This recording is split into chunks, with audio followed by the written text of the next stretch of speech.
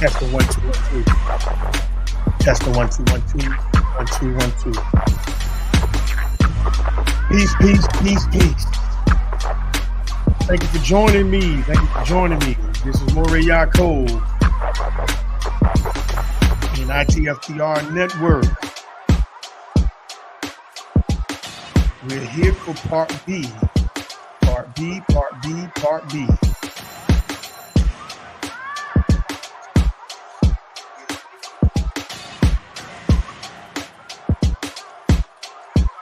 Okay. Making sure everything is working. Let me get this script off. The movie script.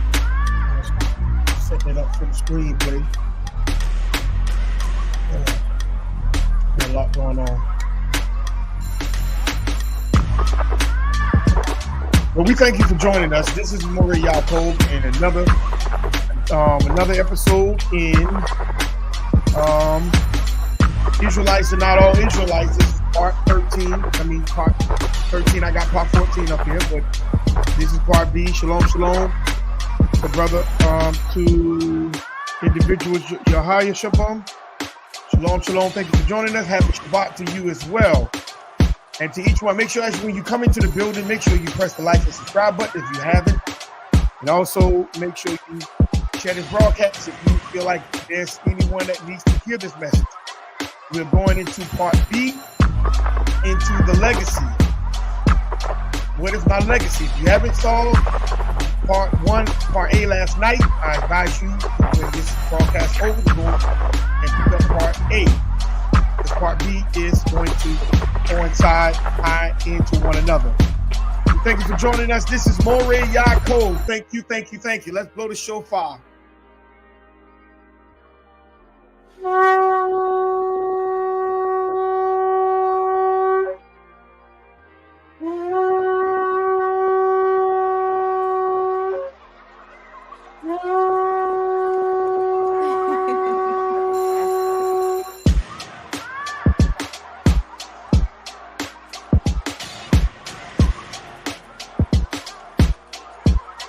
So we thank the Creator for allowing us to be here today. We thank the Creator for protecting us throughout the week, allowing the message last night to come forth. We thank the Creator for just giving us the opportunity to even be able to come forth on this Shabbat, which came in last night and will end tonight, this evening from sundown to sundown. We thank the Creator for just giving us the love that He has given us, the protection, the mercy, the forgiveness, the kindness, and everything that is in Him. And also, we thank the Creator for judgment, because without judgment, things will continue the way it is. So we're here to be able to bring forth what needs to be heard and what we need to be working on in the meantime, while our time is happening and moving on and rolling on while we're here on this earth. So we thank the Creator. So in all these great words of wisdom that He has given us, the thought, the idea, the intellect, the emotions, the attitude, ways that we can express ourselves. We thank the Creator for that as well. We can bring things to a fold, to an end, to a close. So with all these and many more, I like to say Salah, Hallelujah, Salah, Salah, all praises. So, you said, did you touch on the base of the 400-year prophecy? I touched on that almost three or four Sabbaths ago, brother. I explained what that was about. 400-year prophecy. Shalom, Sister Smith. Shalom. Good to see you once again. I talked on that about three or four lessons ago, brother, about the 400-year prophecy. It don't have nothing to do with, this or that. The 400-year prophecy is the same as the 120-year prophecy in Genesis 6 chapter. So it's the same thing, but it's talking about judgment that's coming. It's talking about judgment that's coming on this earth. And Israel is going to be judged first, and then the nations. But we being judged now. And so the ultimate judgment is going to come on 400 years. talking about, well, we're going to come out with great riches. Well, only that remnant will. Not all Israel. All Israel is not. All Israel will be saved, but in the midst of being saved, most of Israel will get put to death. So we have to be mindful that are we doing the laws or are we doing our own will to what we want and the desires that we have within ourselves. So that's what the 400-year prophecy is about. It's talking about ultimate judgment of the Creator. He gave Israel 400 years to get it together. And if we don't get it together, then you will be put to death. You and your whole seed line with you. So, and it's not saying, well, 400 years, he's going to wait to put you to death. No, he's going to put you to death in the meantime. In between time, you will be put in the dirt. And your seed line will go through hell because you decide not to allow to get that thing together by teaching when you get up, when you rise up, when you lay down, and when you walk throughout the day. And when you sit down, you're supposed to be able to teach your children and your children's children and your children's children's children about your name and the power of your name. You're supposed to be the one that reversed the curse of that name. If that name was destroyed, if that name was in mud, if that name was broken, you were supposed to be the one that healed it. And if you're not the one that healed it, then you're going to be the one that be destroyed. Period, point blank. That's what 400 years is about. You got time to get it together as an Israelite. The same time during Noah's time, those people had 120 years to get it together before judgment ultimately came. So if they didn't get it together, when that door shut, it was over. 400 years come, if your seed line didn't get it together, if you didn't honor your seed line to get it together, then you will be put to death. Period, point blank. There's not a thing saying, well, we're going to come out and no. All Israel's not coming out. Regardless of who agree and who don't agree, we got scripture to back it up. All right? We have scripture to back it up. That's what it's about. We have scripture to back it up. Everything we talk about, we know we deal with scripture. We don't deal with conjecture. We don't deal with facts. Facts change according to attitude.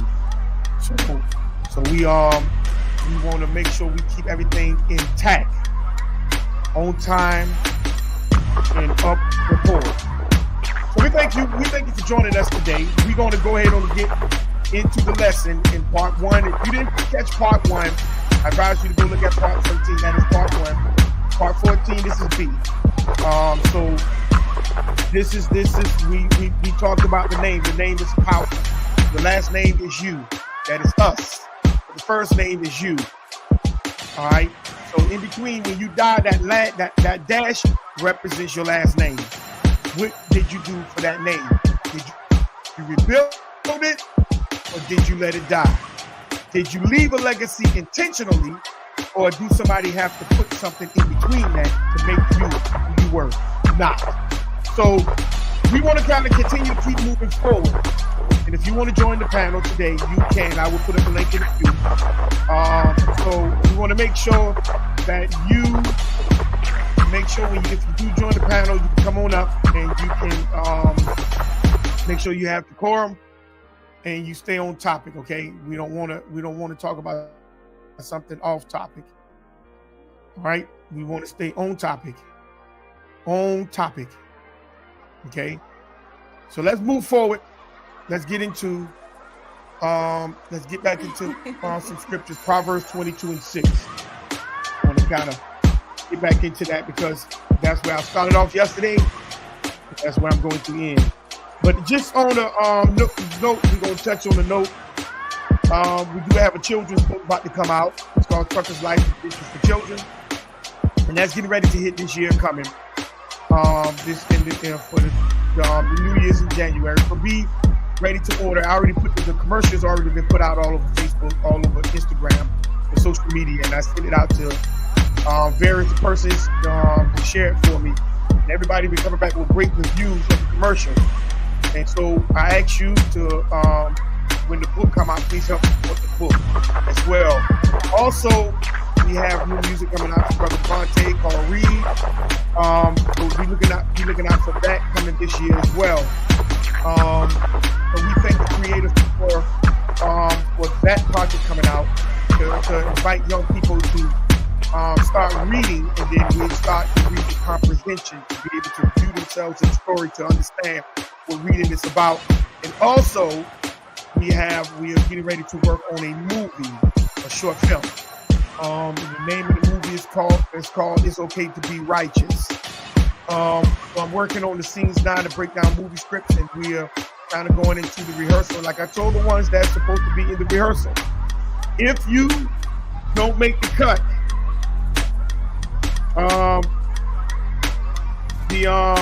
the producer already say, the movie producer already say he got people that can play these roles. So I'm trying to get you in to get you to do something. So those if you are listening, make sure you please be on time tomorrow at 10 o'clock. If you're not coming, please leave me a message. All right? Because February is going to be the cut date. February, you have January up to February. Get those roles down. If not, you will be cut. Okay? We're going to get this movie, small short film movie. All right? So let's get ready. Let's get into it. Make sure you press the like and the subscribe button as you come in. My likes should match my views. If I got one person, I should have 1 like. If I have 10 people, I should have 10 likes. If I have 15 people, I should have 15 likes. Let my likes match my views, please. Let the YouTube algorithm do its job by pushing forth this channel. But if you don't help, then this channel will just stay just where it's at. We want to make sure we move this channel forward because we have the things we have to put out. All right? And we want to make sure that Israel get its proper due and proper respect that we supposed to have in this life. And it's not saying that we are not under oppression. It's not saying that we're not in captivity under our enemies. But in the process, Israel's voice must still be heard. Not by these Canaanites, not by these Moabites, not by these Edomites, not by none of these people, but only by Israel. By us doing what the Creator said in the scriptures. Proverbs 22:6, it says, train up a child in the way that they should go, the way that he should go. And when he is old, he will not depart from it. Now, a lot of people, like I broke down last night, a lot of people get to that point and they say, well, you train a child and then the child go off and do his own thing and then the child come back. No, that's not what that scripture is talking about. Shalom, shalom, Sister Torah. Shalom, shalom. Happy Shabbat to you. That's not what that scripture is talking about. That scripture is saying that word train means to dedicate. You dedicating the child into an area, into a pattern. You're dedicating that child into a target. You're showing that child a target. You putting the target in that child's mind. You putting the target in that child's spirit. You're dedicating that faith. You're showing that child that's the only target it needs to look at. It needs to focus on. It needs to go for, shoot for. That's what that is talking about. Dedicate that child to a specific target. And when you put that target, when you lose that child for that particular target, it's not going to depart from that path. Now, it may go, like I said, if you target somebody, if you put a target inside of someone's mind, if that position that he's going towards is clouded, that child is going to find another way around that target, around that cloudedness to be able to get to that target. But that child is not going to take his focus or his mind from off that target. That's what that is talking about. So when we look at the scriptures, we have to be able to put these scriptures in context. But see, we keep these verses in a conjecture point to feed our desire so we can sleep at night. That's not what that's about. That's not what scripture's about. It's to feed your desire so you can sleep at night. That's not what that's about. What it's about is we have to make sure that when we read these scriptures, we keep these scriptures in context. Okay? This is what we have to talk about. So when it says train a child, dedicate a child to a target, dedicate a child to a path, and that's what the child is going to only be thinking about. And when that child, think about that, when you lose that child to that target, excuse me, when you lose that child to a target, that child is going to do what? Move towards that target. Then when that child, if going to the pattern that you showed that child, it gets too crowded, that child will find another way around that target. I mean, not target, around that crowdedness. But all while he's going around that target, he's still focused on, he or she is still focused on that target. Okay? So we want to make sure, that we stay on top, in target with scripture. Train the child in the way that he should go. And when he get old, he will not depart from the path. Okay? You dedicate that child. Same way. When you go, those who've been in the military, you know when you are trained to go and fight, and they give you a certain target, your eyes are not going to deviate from that target. But if fighting get too heavy here, you have to find another way around that. But at the same time, while you're going around the heavy fighting, you are still focusing on that target that you got to hit. That's what Proverbs 22 and 6 is talking about. When we put legacy in our children, that child ain't gonna get around legacy. That child is not gonna go against legacy. That child is not gonna speak down on legacy. That child understands legacy. The only time when that child will go against legacy is that if he was never dedicated to legacy. So now that child began to dedicate itself to something else other than the legacy of itself. Okay? So we want to move forward today. Okay, we want to move forward today because legacy is very important. Legacy is very important. Legacy is very important. Legacy is you. Okay? Legacy is you. That's you. All right? So that's where we want to start at Proverbs 22 and 6. We want to start on Proverbs 22 and 6. And we have to understand that legacy is that target. And if the child understood that target, that child is not going to take his mind off that target. It just don't happen like that, family. It don't. But all throughout our lives, our people have been taking the target of our legacy for granted, and they've been putting other things in the way of our legacy because they don't want you to know your legacy. So everybody can take your legacy from you. You put your crown on the table and you walked away from your crown to do other things. And now somebody else done pick your crown up and it became you. And now we are fighting to get that crown back.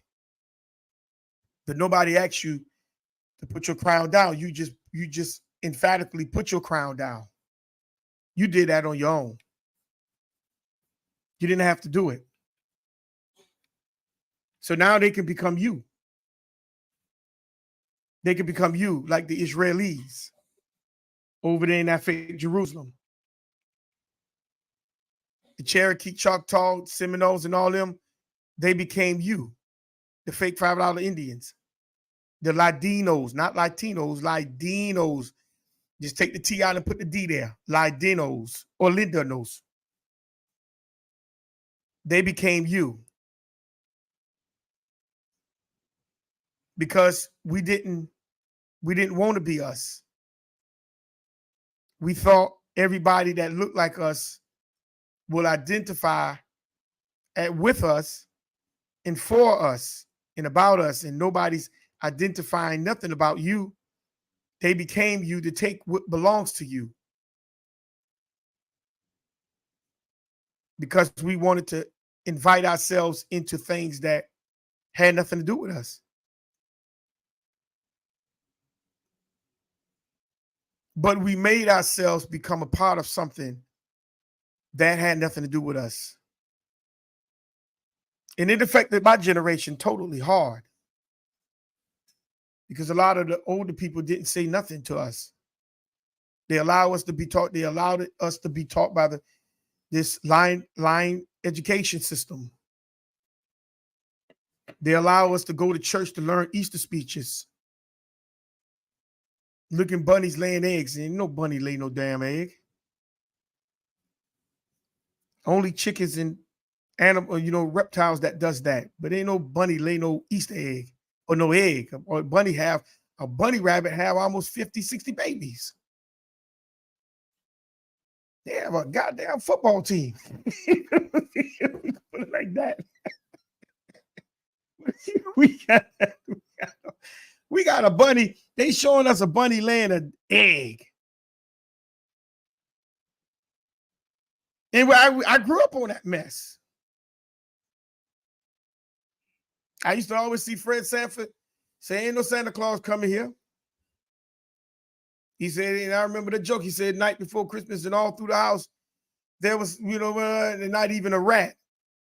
And Lamont said, no, it's supposed to say a mouse. He said, no, we talking about the ghetto, it's a rat.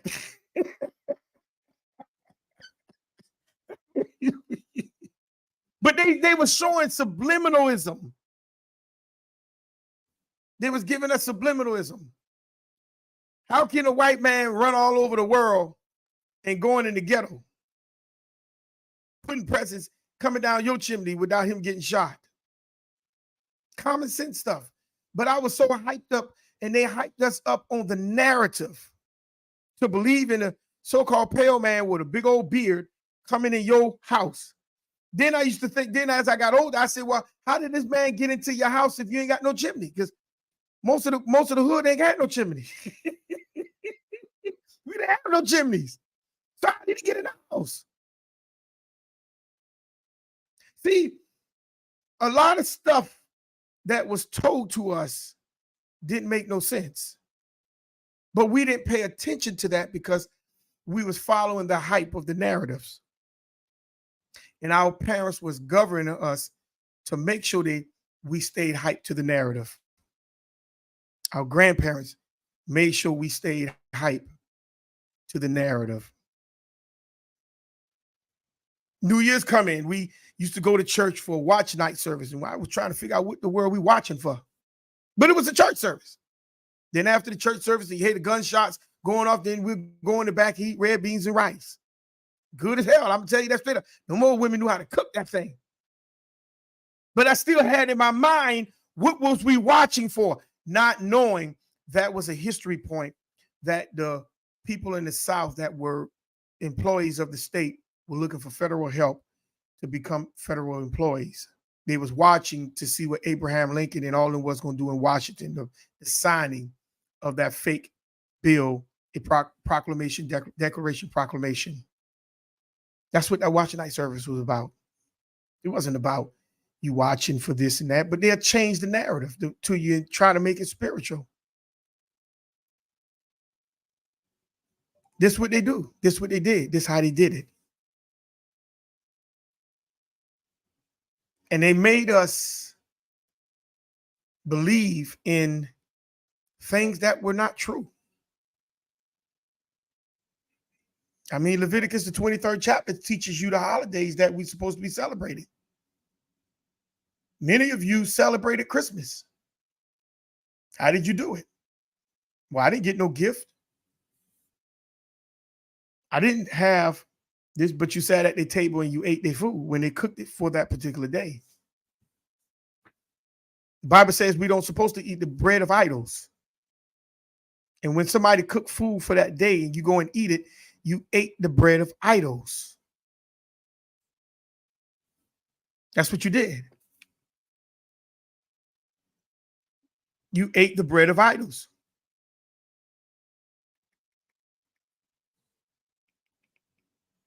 Give me a second. I'm going to pull that up.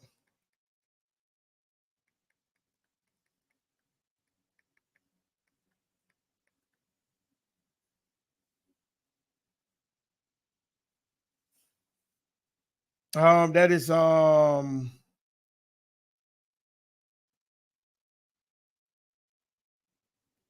it goes to the why is this thing spanning like that?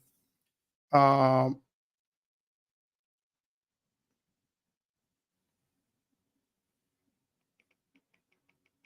on. So we got to be careful.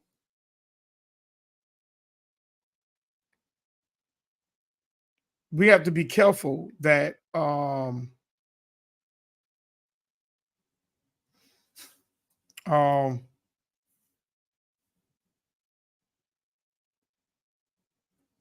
gonna take it to the New Testament, and those who read the New Testament, when you Proverbs 23, 6 through 26.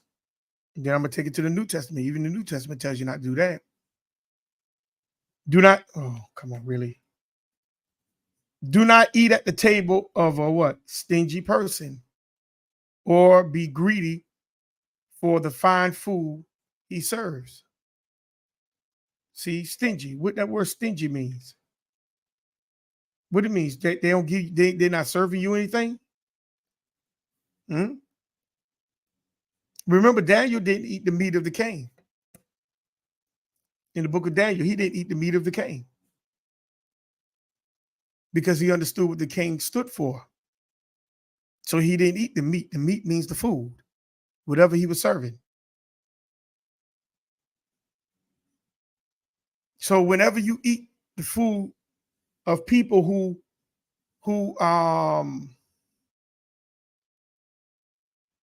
celebrate these idols and they cook for those days, you're celebrating that same day with them. And I know some people are going to disagree with that, but that's fine. That's fine. It's okay. Even if we go to a wedding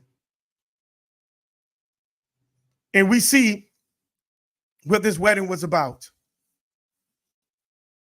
and we understand what this wedding was about and what these people live for, and we take part into sitting at the table, you're taking part into that wedding, regardless of you being part of that service, because the food goes with the service. The food goes with the service. We have to stop and think, family. But Israel called.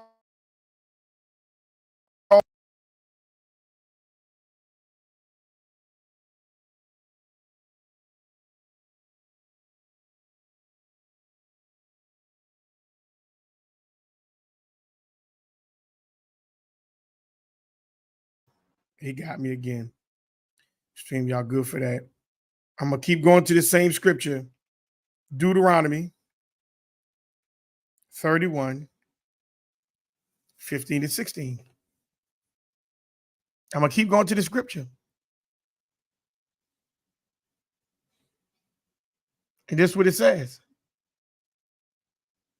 And the Creator appeared in the tabernacle in the pillar of the cloud. The pillar of the cloud stood over the door of the tabernacle. And the Creator said unto Moses, but remember, Joshua was sitting right there because he had to inaugurate Joshua. Okay, he had to what?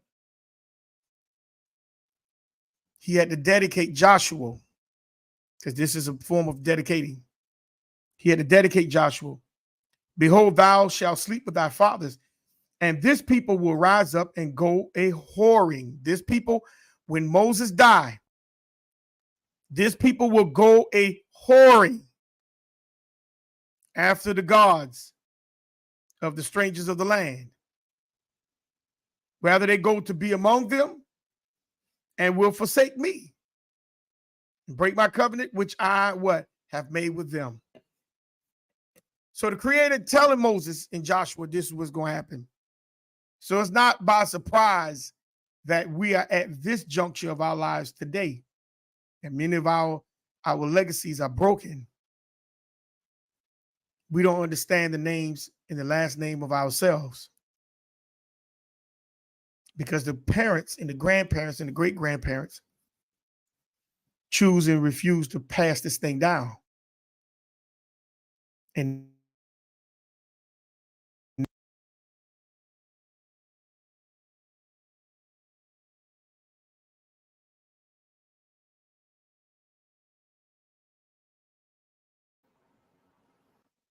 this is the point where we're at right now, that we have to now play catch up, and we have to now be a curse breaker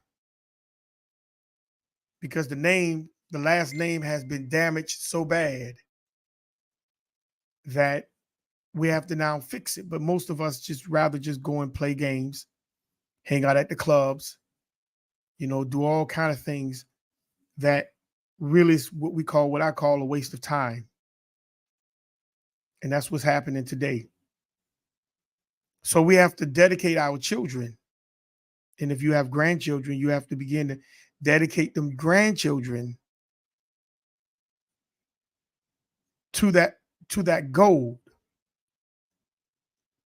to ratify your last name.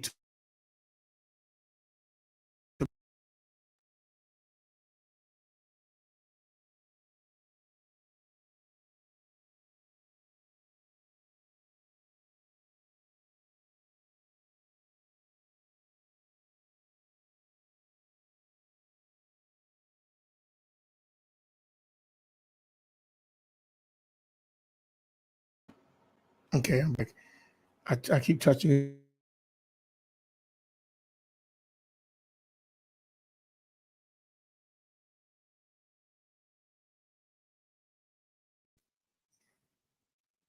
Okay, so this is what it is. We have to get to the point where we are at. Shalom, shalom, Sister Shamara, and happy Shabbat from Emory and I. Shalom to both of you. Good that you joined us. Thank you for joining us. Shalom, shalom. So remember, this is what legacy is about. Legacy is about us knowing the name of ourselves, which ties us back to our ancestors. If I don't know anything about my ancestors, then the point is then what do I know about myself? Because I am my ancestors and my ancestors are me. I'm living for them. I'm not living for me. But many of us think that we're living for ourselves. You're not. That's why when we look at these other nations, they got it. When you go to a Chinese restaurant, they 17-year-old child or 13 or 12-year-old, 6-year-old child ringing your food up. Hey, shalom, shalom, Sister Latalia G. Good to see you. Happy Shabbat to you. Thank you for joining us. They children ringing your food up. And when they get older, guess what's going to happen?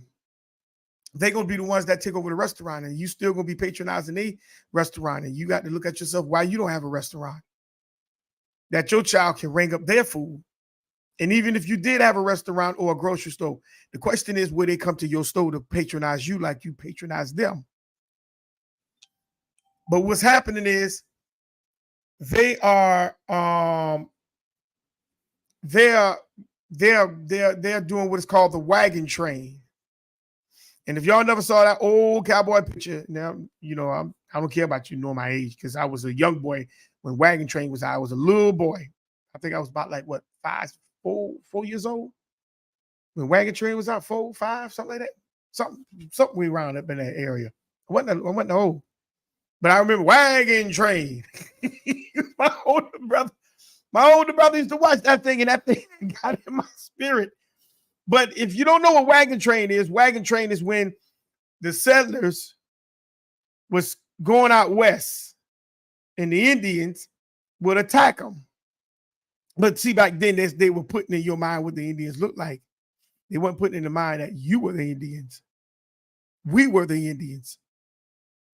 They just put in the mind that they were the Indians, the pale skin. And the settler will come in. They'll circle the wagons around and fight the Indians like that within that circle of the wagon train. The horses, when it was pulling the wagons, they'll circle the wagon around into a circle, and then they'll all get into the little wagons and shoot out there with the guns while the Indians have the arrows and the spears and all that. Even though the scripture says that Israel have bows and arrows, and that's scripture. But they showed you that they were pale. But they wagon training you now economically. They putting everything around in your community. Everything around your community. And we still haven't figured that thing out. Brothers are killing brothers. Last names is disappearing. And them brothers, and most of these brothers that been killed don't have children. And the Bible says that a lot of the generations will be cut off. They will be cut off. That's just the Bible. Many of those generations that will have become generations of itself were cut off, because that's part of the judgment of that bloodline. And some people still don't get it, and they still run reckless, and they still run wild. But the 400 years is going to be the 400 years. When the 400 years hit, the clock stops, judgment hits. Judgment comes. And there ain't no stopping from that point. The question is, are you going to be in a position to be able to receive what you're supposed to receive by already having what you're supposed to have? Or are you going to be the one that have to try to, get yourself together like those 5 foolish virgins I can remember in the New Testament? They played around until the end. And then nothing happened for them. The door was shut on them. That reminded me of the story of the ark. When the water came, the people played around all the way up till the end. And when that door was shut, it was over. So Psalms 103, verse 17. It says, but the mercy of the Creator is from everlasting to everlasting upon them that fear him. See, mercy only hit your seed, those who fear the Creator. Fear is the beginning of wisdom. Wisdom goes hand in hand with knowledge and understanding. So is that you now has the foundation to be able to now master what you need to master. But if you don't have fear of the Creator, you're not gaining mercy. Let me read that again. It says, but the mercy of the Creator is from everlasting to everlasting. Just because his mercy never runs out and it moves from everlasting to everlasting, that don't mean you will get mercy. But all of us get mercy up to a point. But that don't mean that his mercy is going to extend beyond you. Because I seen a whole family on the way back from a vacation right over here on 95, going back to Statesboro, Georgia. And they ran, they had beautiful jobs, had the children in the back seat, and they ran slap into the back of a tractor trailer, killing the whole family. Killing the whole family, entire family. Right there in Colorado, this brother came off the mountain. He was a Spanish-speaking brother driving the truck his first year. He didn't know how to come off that mountain. That mountain burned up them brakes. He didn't know how to stop, and guess what happened? He ran into a back of a family, and that car caught on fire. Boom. Killed a whole entire family in the car.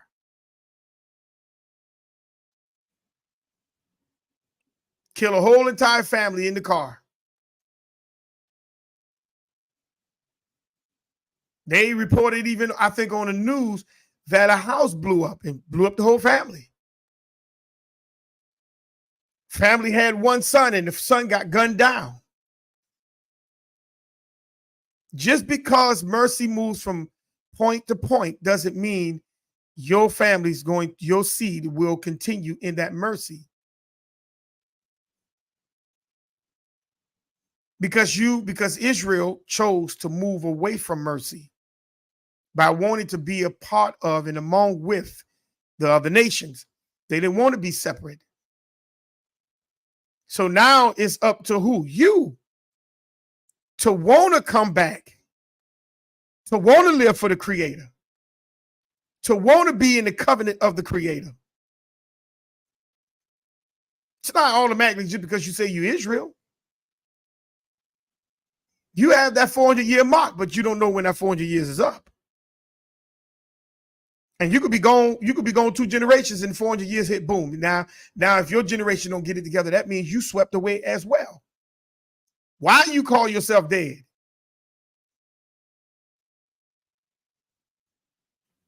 So the Bible says, but mercy. Let me go back up to verse 16. For the wind passes over it, and it is gone, and the place thereof shall know it no more. Once when the wind is gone, it's on. It's over.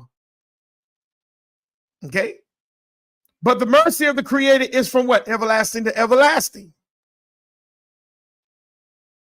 That's what he's saying. The mercy of the Creator is from what? Everlasting to everlasting. His mercy ain't gonna never run out. Never. Doesn't make a difference for what you think is his mercy. No, it will never run out. Upon them that fear him. If you don't fear the Creator, it will run out on you because you're going to face judgment. You're going to face judgment. And his righteousness unto children's children. See? His right living is upon your generation of your grandchildren. But what if you never teach your grandchildren the history of the Creator, which is you? Then what right living do they have to live by? We say the children don't want to live right. According to who? No child wants to get shot. He didn't come here to get shot. No child wants to go to jail. So you birth a child that wants to go to jail from birth? No child wants to be oppressed. Wants to be racially profiled. No child wants to be taught lies. That's why the child clings up to the parents. The child don't cling up to the world, but the child enjoys the world around the parents. Because the parents is supposed to teach that child the legacy of itself. But if the child strands off too far, then the child moves outside of the comfort of the parents, then something can happen.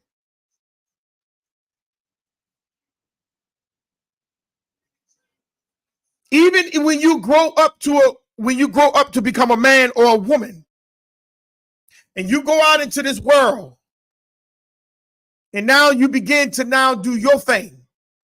If you were dedicated to the legacy of you will not go past that legacy.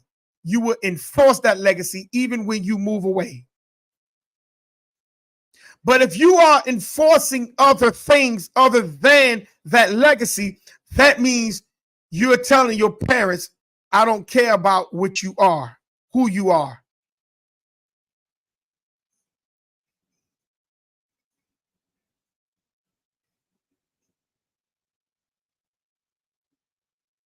Let me see if I can find this clip real quick. Y'all give me a second. By Cicely Tyson, who had to tell her daughter that she was a proud Indian. Because a lot of us, we lose sight of our heritage because we are viewing everything around us. And that's what causes us to be in the position that we're in.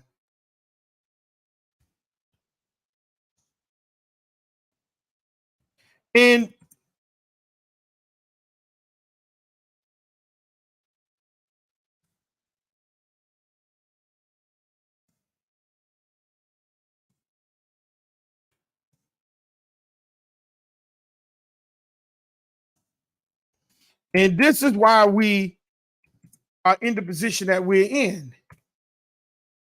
See if I can pull that clip up.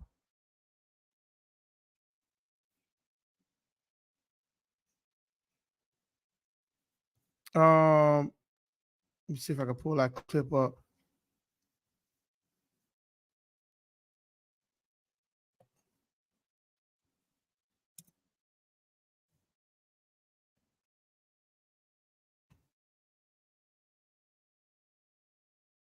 I think this is it.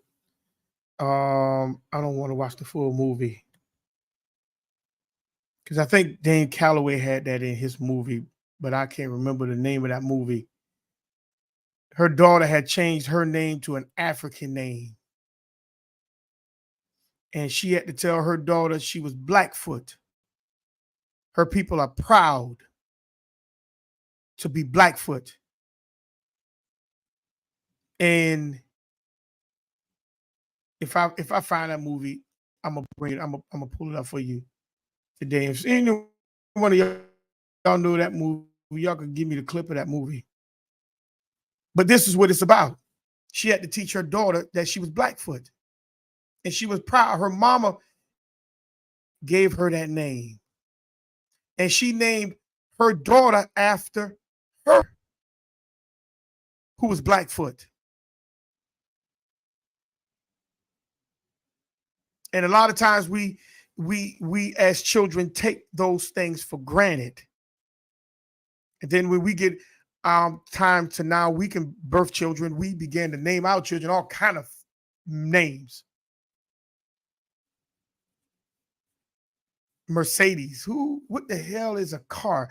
Mercedes is a last name to somebody.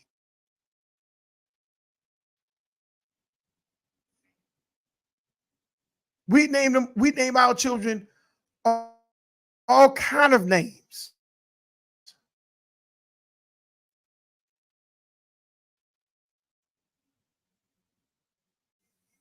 But what that mean? What does the name mean? See, mercy only goes to those who understand the very nature of the Creator. It don't extend to everyone. Now, mercy extends to your purposes fulfilled, but do you have mercy to go beyond your purpose? Because if you're just living up to your mercy that was automatically given to you, then that means your family, your lineage is going to eventually die. It's going to eventually die. Let's go to Deuteronomy, the 6th chapter. We're going to get into the first video to show you how messed up we were and still are. Deuteronomy, the 6th chapter, verse 5 through 7.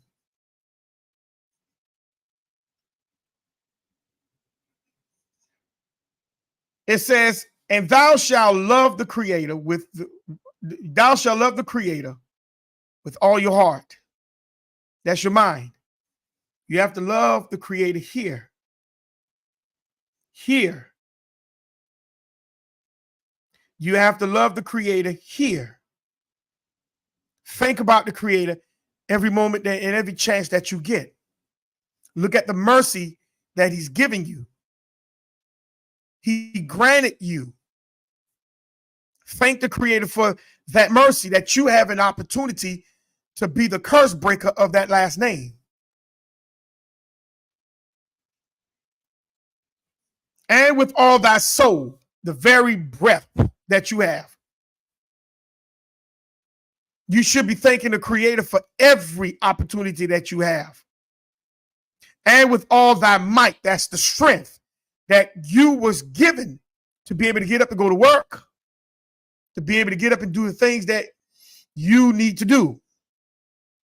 You're not waiting on nobody hand, and nobody's not waiting on you hand and foot. You are able to do it yourself. That's the strength.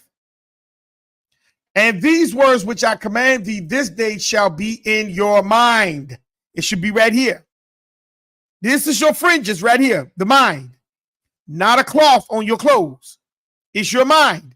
Because if you ain't got it here on your clothes, it ain't going to matter. It's not going to matter if you ain't got it here. You can have fringes around your clothes all day long, but if you ain't got it here, it doesn't matter at all. Because it's the mind that the Creator's looking at, the intent, how you think, why you thinking. When did you come up with that idea? Verse 7, and thou shalt teach them what? Diligently. See, diligently unto your who? Children. Your children must know your last name, why your last name was given. What is the purpose for that name? What is the history of that name? See, a lot of us, we can't teach that because we wasn't taught that. That is a commandment. That's Deuteronomy 32 and 8. 32 and 7, excuse me. Your name is part of the landmark, the ancient landmark. And you're supposed to teach that to your children. But a lot of us, we don't sit down and talk to our elders about that landmark, which is your last name. To realize where did that last name come from? Who had that last name? Can you give me the history of that last name? Most of us don't sit down and talk to our elders. We just go about our day as if we know. He says, and when thou teach them diligently unto thy what? Children. And shall talk to them when thou what? Sitteth in your house. When you sit down, you teach the history. The brother said yesterday, why you the only one who know the recipe to that beautiful good pie?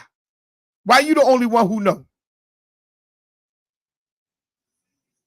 Why you have pictures and not sharing the pictures and teaching the history of those pictures that you have hidden in your closet?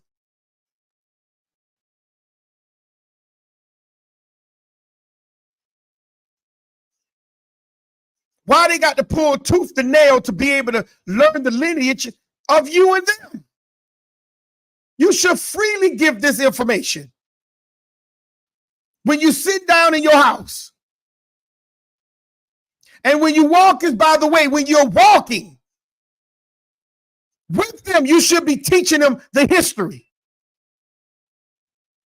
The good, the bad, the ugly, the sunrise, the sunset, the rain, the snow, the storm, the earthquake, you should be teaching it. That's training the child. You're dedicating that child on that lineage of that name. When you walking by the way, and when you what lies down, you should be teaching the history of your name to your child and to your grandchildren if you have some, or your great grands if you're fortunate to be around.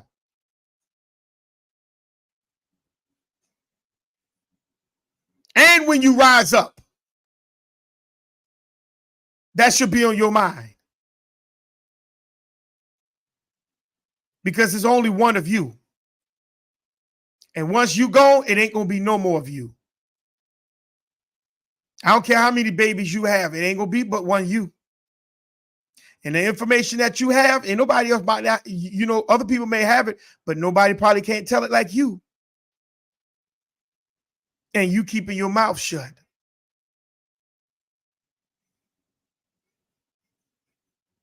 Verse 8 says, and thou shalt bind them for a sign upon thy hand. Every time you have something in your hand, it should be reflecting your history. I'm not talking about when you eat now. Let's let's stay in context. See, when we have reunions, we should be teaching the history. We should. Bind upon thy hand, and thou shalt be frontless between thy eyes. In other words, that's the dedication point that I was telling y'all about. That when you put the history in the child's hand, and now the child is let loose with that history, that child is now going to not veer away from that because you dedicated the history of that child in that child. Now that child can be proud of who he is or who she is. Let's get into the first video. Let me show you how messed up we was. This is dealing with the church. I want y'all to pay attention. If you can.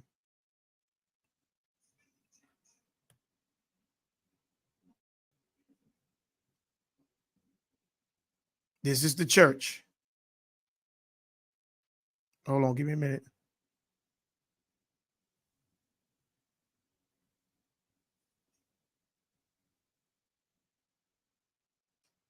Hold on, did I switch? So I switched. Cancel.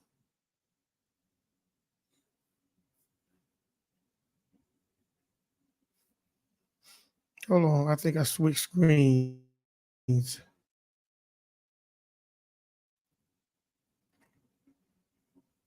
I sure did. Okay, hold on.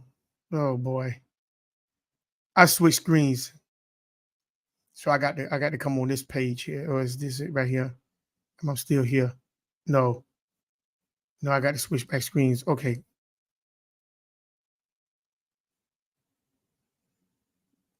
Okay, let me go back.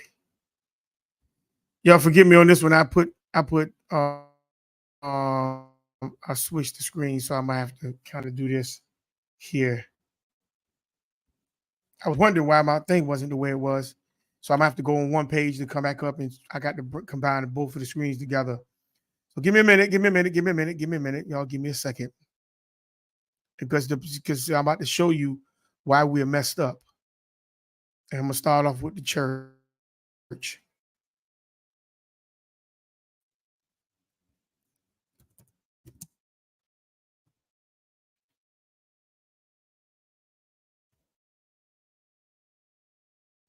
Let's get it.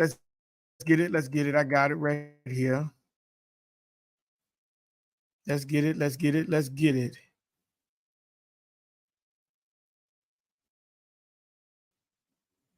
think this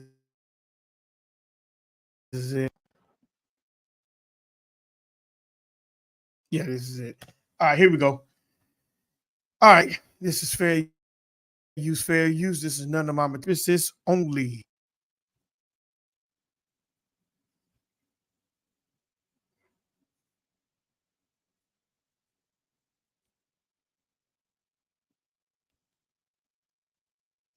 Here we go.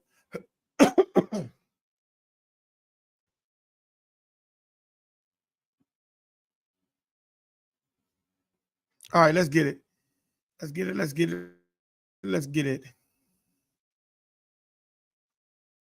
We take come in.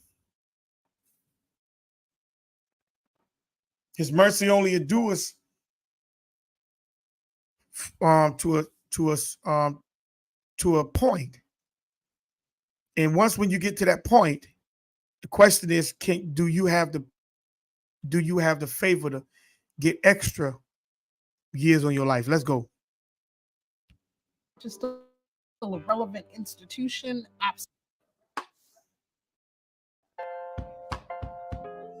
Christianity and slavery were long intertwined.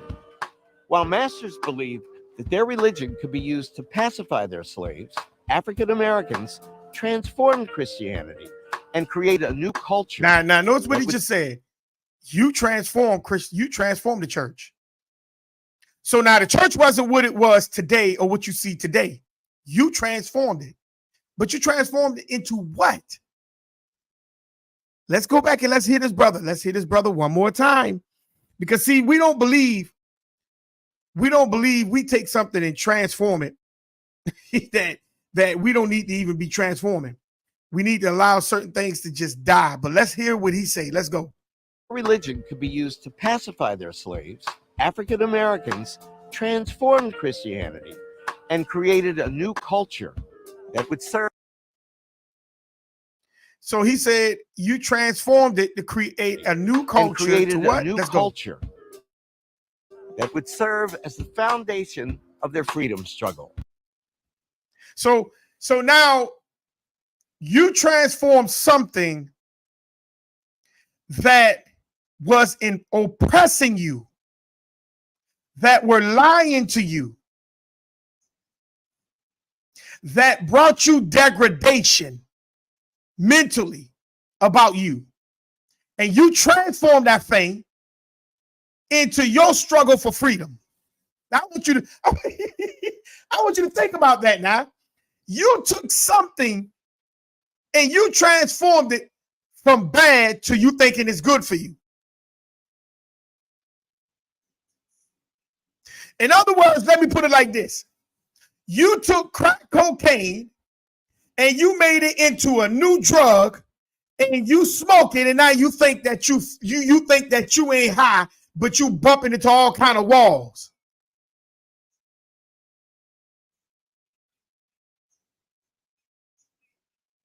I want you, let's hear that again, because see, I don't think y'all really getting Deuteronomy 31 verse 15 and 16.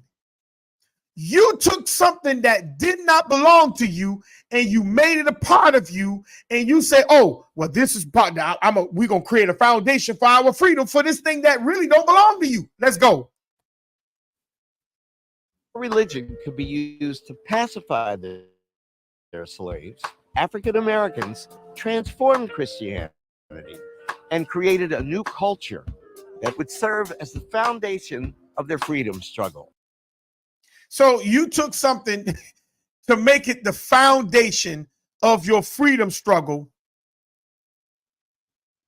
So I don't believe in Christmas, but I'm eating the food. Well, Halloween, now don't go on the streets, just come to the church and get the candy. You see how that sounds? So am I still believing in it these days? Well, I don't believe in Thanksgiving, but I'm going to cook a turkey. I'm not saying that you can't cook a turkey. But why you cook a turkey on that day? Because you believe in Thanksgiving. Well, I don't believe in the New Year's, but on January 1st, I'm gonna cook Hop and Johns. Why? You didn't cook Hop and Johns throughout the whole year. Now all of a sudden, it's one day you gonna cook Hop and Johns?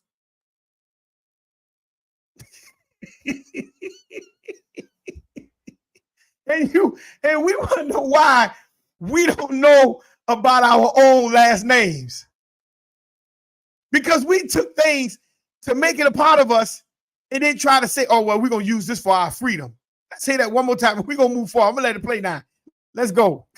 This is funny. Let's go. Christianity and slavery were long intertwined.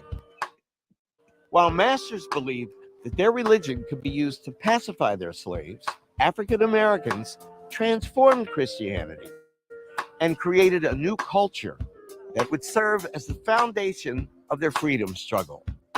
The oldest independent African American denomination is the African Methodist Episcopal Church, founded in Philadelphia in 1794 by Richard Allen, the formerly enslaved Black man who purchased his own freedom. Now, how can a man who was a slave purchase his own freedom? I thought they weren't getting paid.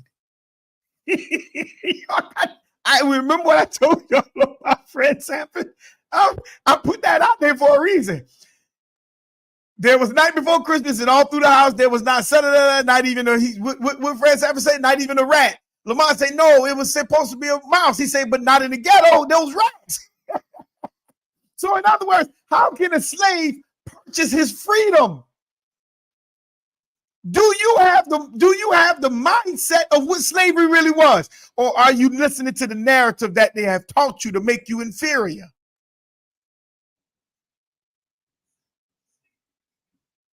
See, you got to pay attention to the narrative that they're pushing on you. But in the process, they teach you the truth. But you ain't listening because you done inducted yourselves in the narrative. Like I told you at the beginning, I wasn't just ranting, I was telling you something. That why would a bunny lay an egg? When a bunny has babies, it has a whole choir. You don't have no one egg. but because we were taught to be caught up into the narrative, I missed the truth of what's not being said. And that's how you get indoctrinized. How did this man have the money to purchase his freedom if he was a slave? So was slavery really employment? And he bought himself out of a contract. Was that really the slavery? Or was slavery was get up and work, say I'm a man. Your name is Toby. Was that slavery? Because let's hear it again. Let's hear it again. Let's go. In Philadelphia in 1794. African American denomination is the African Methodist Episcopal Church, founded in Philadelphia in 1794 by Richard Allen, the formerly enslaved. 1794. They say slavery didn't end till the 1800s. So how did he purchase his freedom? Let's hear the sister again. He founded the American Episcopal Church. 1700s. And he purchased his freedom. Listen to what's being said. Let's go. The African Methodist Episcopal Church, founded in Philadelphia in 1794 by Richard Allen, the formerly enslaved black man who purchased his own freedom. He purchased his own freedom. How? How? The Dred Scott case happened when? When did the Dred Scott case happen? When did that take place? Because we're talking about 1794. Dred Scott case happened when? 1846. So how did he purchase his freedom? In the 1700s, if slavery was not employment. How?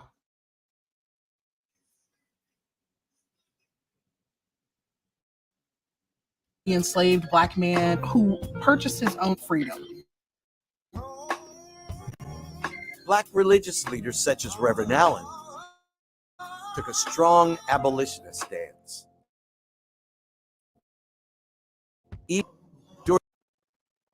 So he helped the slaves escape through the Underground Railroad.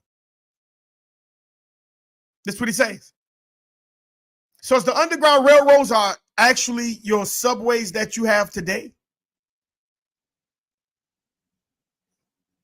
Because notice where they at. They're all up in New York. New York, Pennsylvania. See where they at? Out in Kansas and all over here. Is these the underground subways that they have today? And they just built on top of them? Is that what that is? But they call it an Underground Railroad? What you think? Let's go. During the Civil War, some served as army chaplains, and once the war ended, many mobilized black political participation. Some even held public office. The black church provided leadership opportunities. Let's go back. Let's go back. Hold on. Let's go back. I want y'all to pay attention to what they just said. Pay attention. Watch this. The Ground Railroad. During the Civil War, some served as army chaplains. So some people went in as army chaplains. And once the war ended, many mobilized Black political participation. So now after the Civil War, they say many people mobilized as Black participation. This is a Haram Reveals AME minister. Check it out. The war, some served as army chaplains. And once the war ended, many mobilized Black political participation. Some even held public office. So now they're getting into politics. I didn't hear anything about voting. So back then, who was, if they were holding political office back then tell me, how do voting now transform today to make what you think counts? Who was putting these people in the office? Who? I didn't hear nothing about voting back then. That we didn't have voting rights back then. So why is it that now voting rights now supposed to take place? That they were fighting for voting rights. Why is now they were fighting for voting rights? Why? Black political participation. Some even held public office. The Black church provided leadership opportunities for men and women who, by and large, were in subservient positions in the workforce. And so all of these preachers do. So the Black church provided leadership to those who were in subservient positions in the workforce. So you was in a subservient position working at a lumber yard, but then the Black church, you was the preacher or the deacon or somebody powerful that people had to look up to. So that's what the Black church was for. Let's hear that again.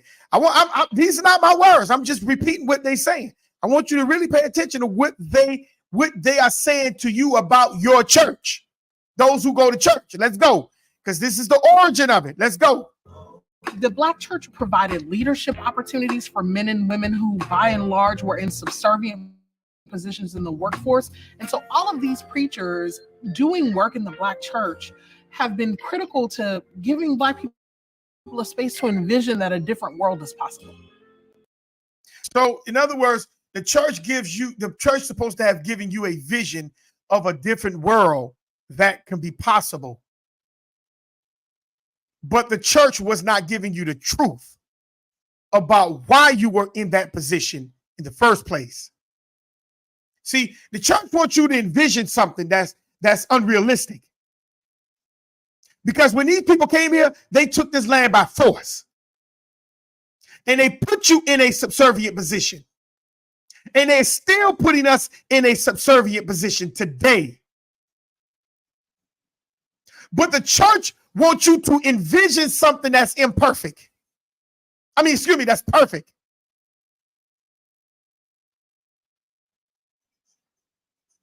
See, that's what they got you thinking about your own lineage. That I could just keep moving in the direction that I'm moving, and regardless of what I do, I could just now envision somebody else removing all that would happen to me off the table, so I don't have to deal with it. See how that works? See, they want you to envision something that's unrealistic. Instead of doing what Deuteronomy 32, verse 7 says, and let's see what that says. Deuteronomy 32 and 7. Let's see what that says.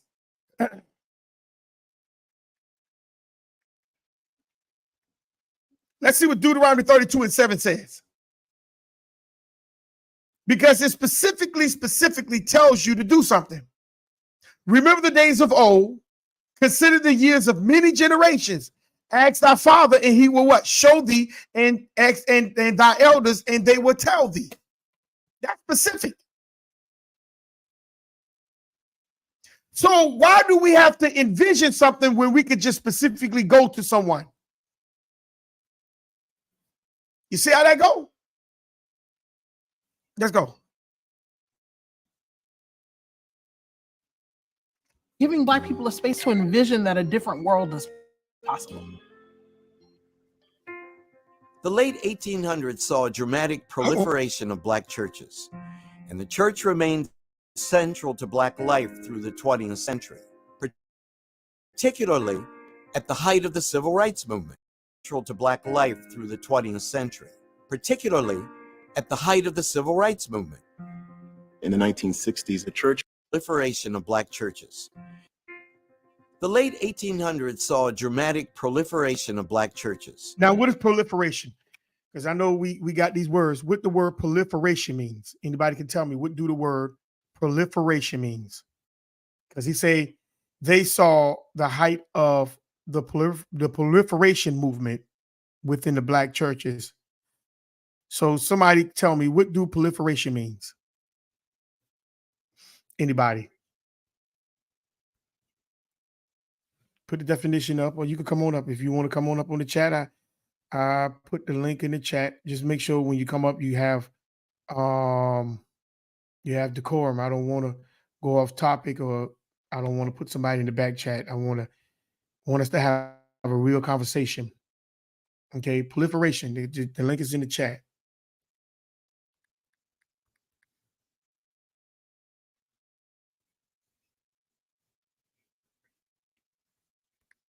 So I'm gonna give a minute to see who can put that up. What proliferation means? Anybody can tell me what? Because he said they went through a proliferation transformation. What does that mean?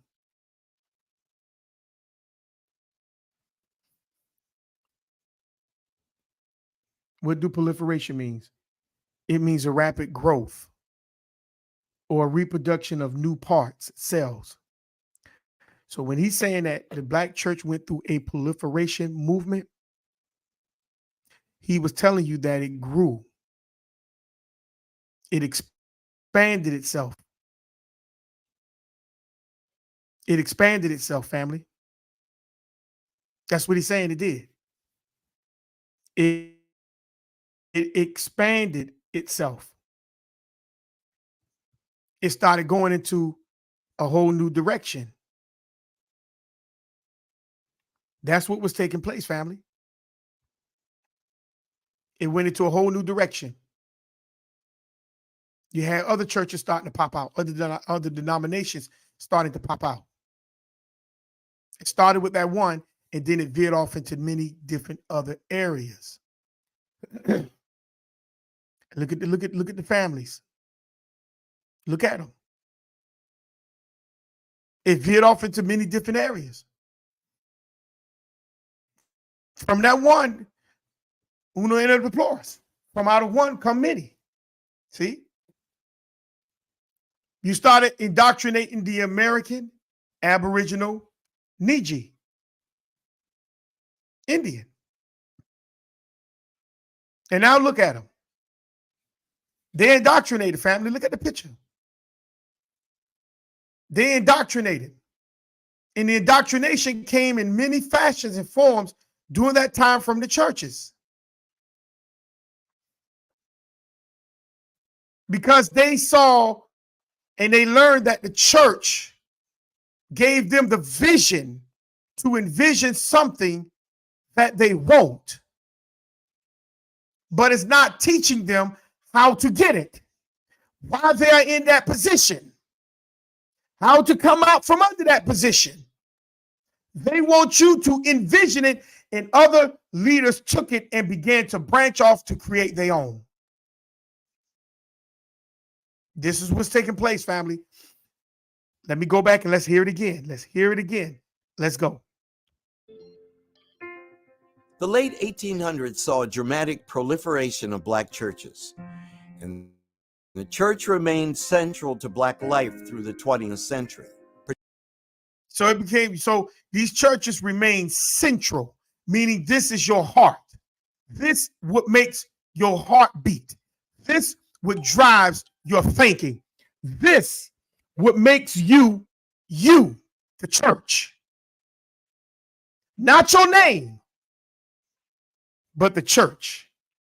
I want you to pay attention to that, family. They saying the church became your central. Not so much of your name and who your name is. Your name has to now go inside of what's central. And that's the church.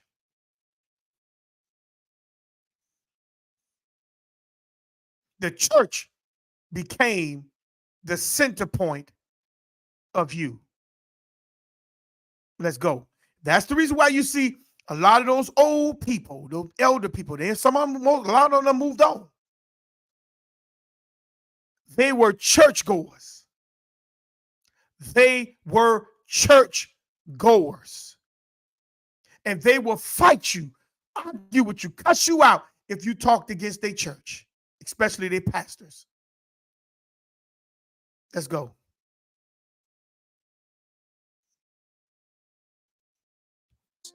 And the church remained central to Black life through the 20th century, particularly at the height of the Civil Rights Movement.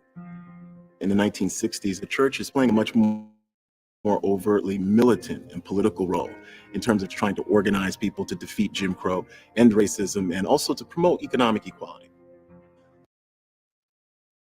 So their job was becoming more militant. I didn't see a church pick up a gun, but their job became more, in other words, what he meant militant was they spoke out more. Because see, the only thing they wanted you to do was to sit there and be quiet and envision a better life, not go after a better life, not remove yourself from the life that you're in into the life you need to be in. They wanted you to stay a part of Deuteronomy 31, 15, and 16. Keep coming to be a part of their society. And the church gave you that vision to do so. Those my brothers and sisters too, is it? Then why your brother oppressing you? Why your brother got you down as the last class citizen? Why are you a citizen in his system? Why don't your brother go home? So did the church really get you to allow your enemy to be your brother? And you became passive to your enemy, but your enemy never became passive to you. Is that what the church did? Did the church reverse the thought of you? Was it a mechanism that they used to keep your mind reversed into the life that they would like for you to be in instead of the life that you're supposed to be in? So now you teach about their God. Is power in his name for you instead of is power in your last name for us. So now I know more about their God than I know about myself.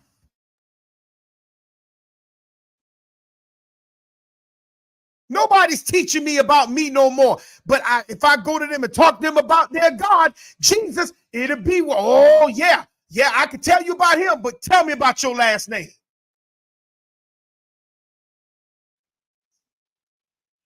Now it's an offense.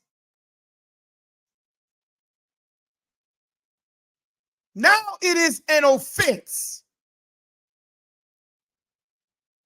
Have been taken because you're speaking against my God. But I'm trying to tell you something about you.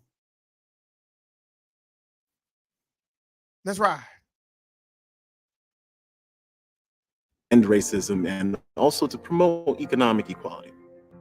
The tradition of Black religious leaders shepherding the freedom struggle reached its pinnacle, the Reverend Dr. Martin Luther King Jr. So they say the Black church reached its pinnacle through Martin Luther King. Okay, let's go back and let's hear it again. Its pinnacle, the Reverend Dr. Martin Luther King Jr.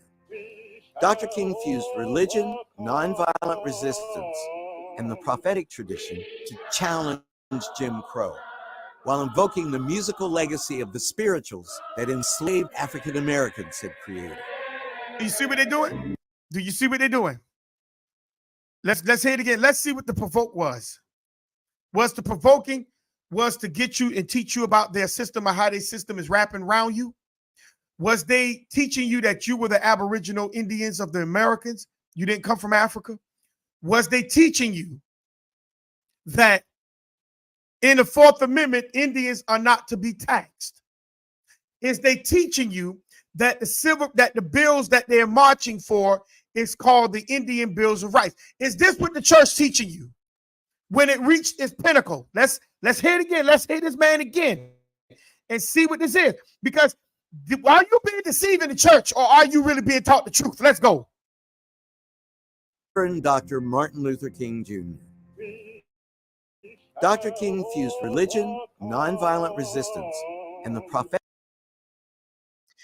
So it says he fused religion and nonviolence. He meshed those two things together. All right. He meshed those two. He meshed them together. Let's go. Let's go. Religion, he meshed those two things together. Well, resistance and the prophetic tradition to challenge Jim Crow. In a prophetic tradition to challenge Jim Crow.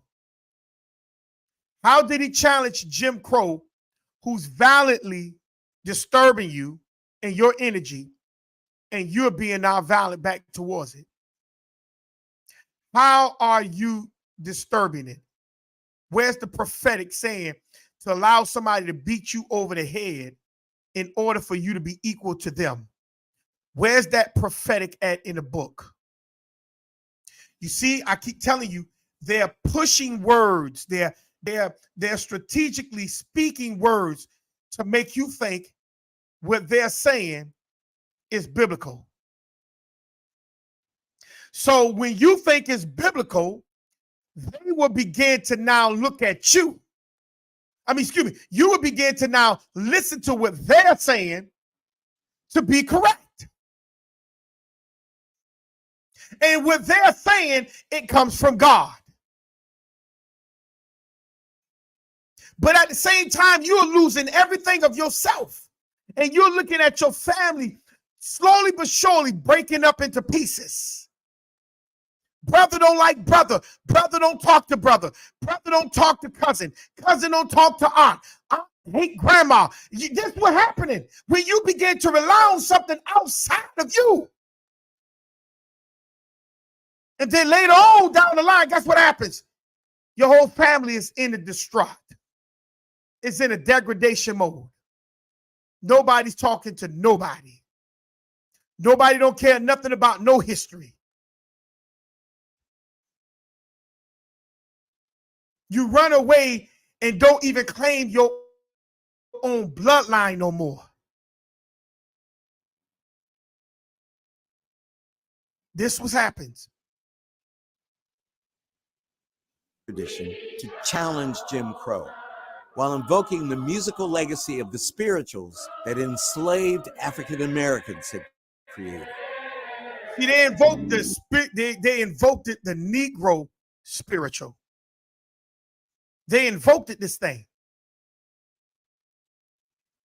See, they didn't invoke nothing powerful. They invoked it. We shall overcome. Then the other hook part say, someday. Well, what day is it going to be? Now it's Jesse Jackson. Keep hope alive. See? And this is what the problem is. They envision you in your mind, not about the commandments of the Creator, not about your last name that is dying, but they want to envision you into a lifestyle of hope.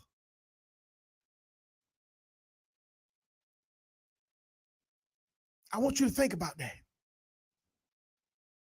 When the Bible is not giving you hope, the Bible is giving you commands to do, not to hope. Let's hear it again, and we're going to let it ride. The spirituals that enslaved African Americans had created. He said enslaved African Americans created those hymns. but they're invoking those same slave hymns and got them. Look at the women. Got the people singing it. You're singing something that has nothing to do with your condition today. And when the black churches or Martin Luther King Day come around, they invoke that same hymn, not knowing they're putting a spell on you. Let's go. Today, the Black church remains a fundamentally important institution in the Black community. Now, ask yourself the question. How is the Black church a fundamental important institution? What is the Black church doing for the community? What is the Black church doing for the community? Since it's important, you can find a church on every corner now. Doggone near almost every corner you can find a church. But can you show me the importance of a church? Because it's there to take your money. And it's depositing your money inside of other people's banks. Can you show me, family, how is the church a fundamental institution in your community? What is it doing? Some of these churches look way greater than your home, than the community is in. The church is standing out to look way more beautiful than the community itself.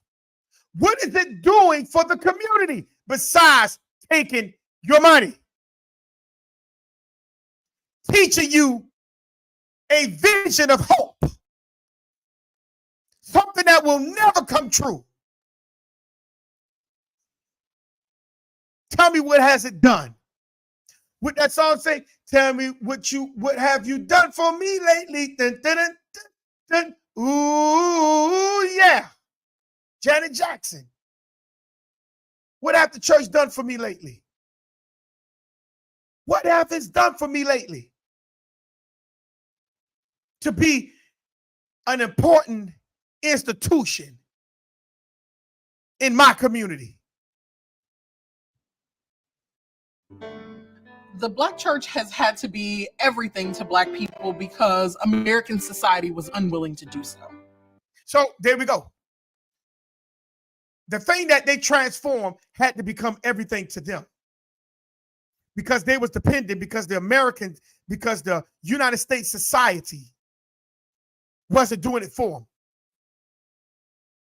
But we forgot about Deuteronomy 31, 15, and 16. And that's why the churches tell you, don't read the Old Testament.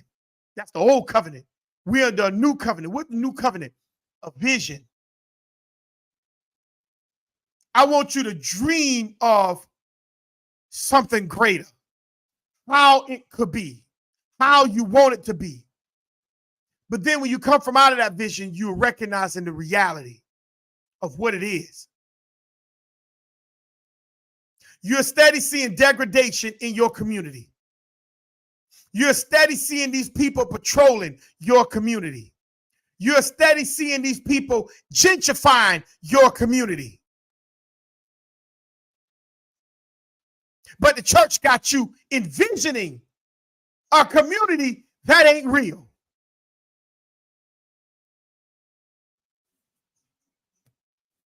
Today, we don't need the church to do the same things for us, but do I think the church?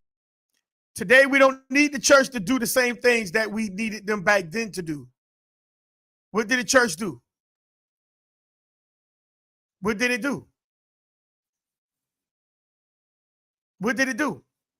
Today, we don't need the church to do the same things for us, but do I think the church is still a relevant institution? Absolutely. So if you don't need something today to continue, how is it relevant today? How? How is it relevant? The reason why they're trying to keep it relevant is because most of those people you see there is dead. And now the minds are waking up to realize that they allowed those same ancestors right there allowed us to be in the position that we are in today. They didn't teach us the truth because they wanted to be a part of something that was not even, that we didn't even supposed to have been a part of.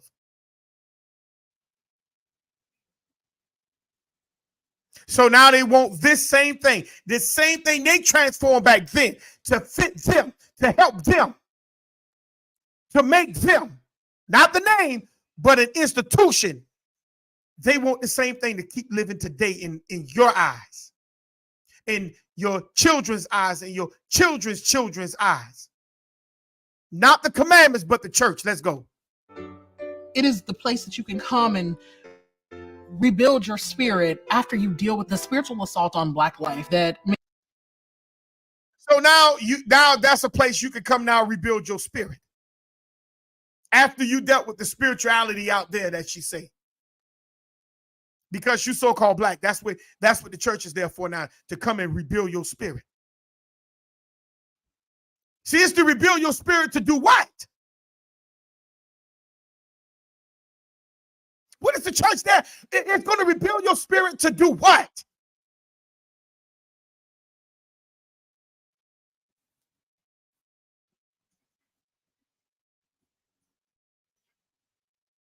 Place that you can come and rebuild your spirit after you deal with the spiritual assault on Black life that many African Americans experience because of enduring histories of racism and discrimination. So they want you to continue to keep living that you endure segregation and racism for you trying to be inside somebody else's system when you had your own system. Because they didn't accept you in their system. Now all of a sudden you endure stuff that you did not really need to be a part of, and really didn't need to be inferior of, but you chose to do this. So now this institution is there to rebuild your spirit away from something that happened way back then that you chose to do. Tell me how you rebuild your spirit in that. Because when you transform the church, you wasn't transforming nothing in truth. You transform it into your own desires. Where's the creator at in that?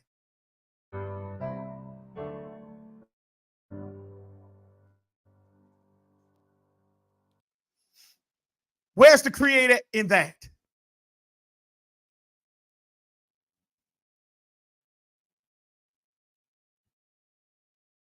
Where is the creator in that?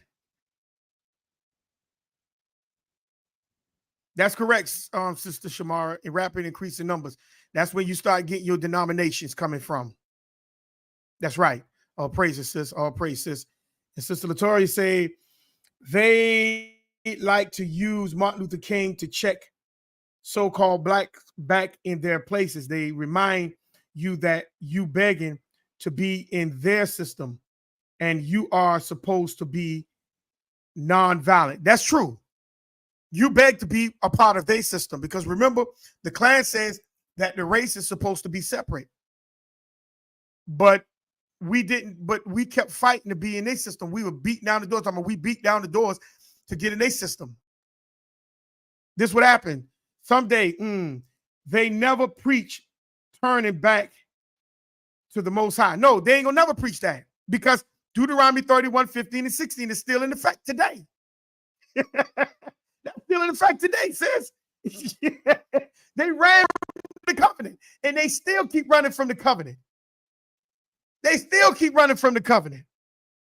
Right? The only thing the church does is teach you there is a God, but they don't teach you how to learn about the Most High. They let you know it's a Bible, but they don't teach you to read and live by it. No, they don't. They just tell you, yeah, there's a God, but you got to live by faith. Faith has rules. And what is those rules that you live according to faith? They ain't gonna teach you that. See, those rules that you live according to faith is Exodus. Those are the actual commandments that is in that Bible. Those are the actual commandments. Good points, Sister Shamara and Sister Latoya. Those are good points. Those are good, excellent points. Excellent points. And that's why we have to be very careful. Now, I want to pull this up. I want to pull this one up right here. Let me pull this one up. I got to transfer this one over. Just y'all give me a minute. Give me a second. I'm gonna pull this one up because this indigenous man told this indigenous man actually spoke who are the actual indigenous people. But I want you to watch the face. Give me a second. Let me pull it up real quick.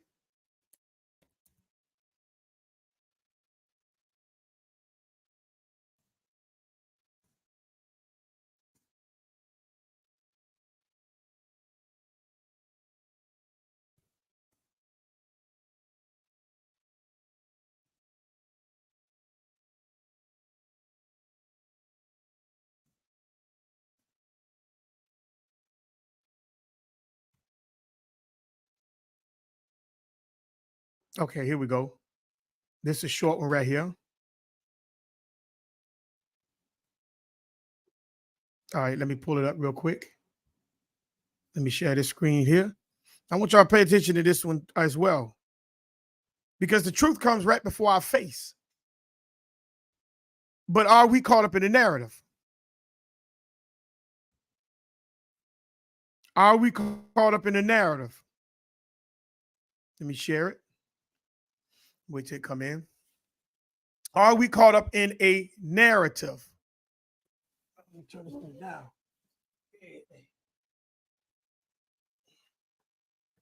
All right, here we go. Are we caught up in the narrative? So let's go. Walk into any mosque I'm gonna let it play in twice. America, and you just laid your hands on We can feel a the conversation. first person or the third person or the fifth person that you see, you realize that you're laying your hands on a Native American. I believe there were only 8% of the slaves that came to America. So how is it that there's so many more people that they claim are black or African American?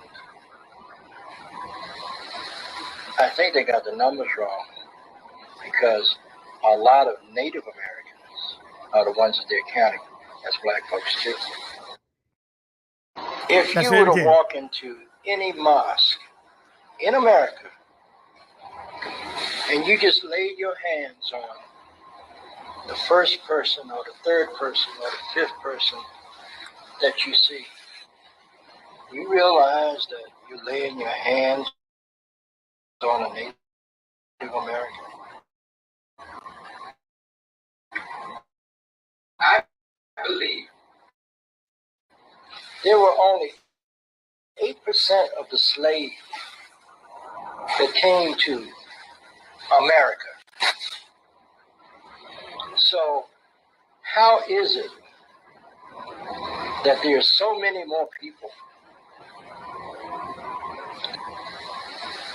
I think they got the numbers wrong. Are the ones that they're counting as black folks too. What is it saying? See, the so-called Negro, or what they call the African American, are actually the Indians. That's what they're saying. You're the Indian. They got the name, they got the numbers messed up intentionally. And we keep calling ourselves something else because we don't talk to our elders. We don't talk to our elders. And when we don't talk to our elders, we have to ask ourselves the question: Why are we messed up? Just because they are messed up, or I keep telling people, you got to remember, they had a life too. And when we look at their lives, we can look at why we're in the position that we're in, because a lot of them was trying to fit into the society that was at hand. That's why the churches expanded itself, and the churches became in different denominations. But we didn't believe that. We didn't believe that. That's why we was easily caught up and influenced by other people and other things. And then what we do, let's go to this one. Let me pull it up. And this is the reason why people can come and take us for a joke. Because you can't come and take my family for a joke. You can't come and speak anything to my family that's not true. I'm going to check that. I'm going to check it at the door, especially when I know it's not real. I'm going to check that. But not us. We're not going to check it. We're going to just allow people to just talk. Give me 1 second. Let me pull this up. Like I told you, I got to transfer it.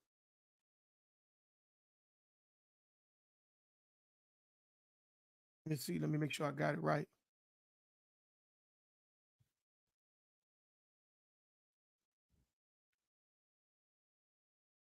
Okay, here we go.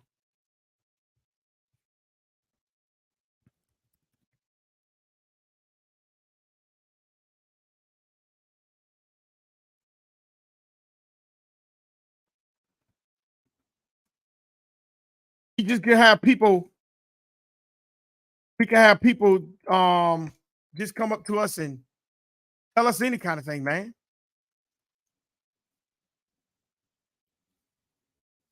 Here we go. Let's go. Fair use, fair use. We just let people come and tell us any kind of thing. And you know what we do? We support it. You know why we support it? Do you know why we support it? It's because we don't know nothing about ourselves. And so anybody can come and tell us anything. Long as they stay within the flow, in the compound of the lie, we are supported. Because it's something that I saw my people doing, my people talking about, teaching, loving, following, upholding, celebrating. It's what I did. I saw them doing it. So now I'm to now do what? I'm going to allow this to come before me.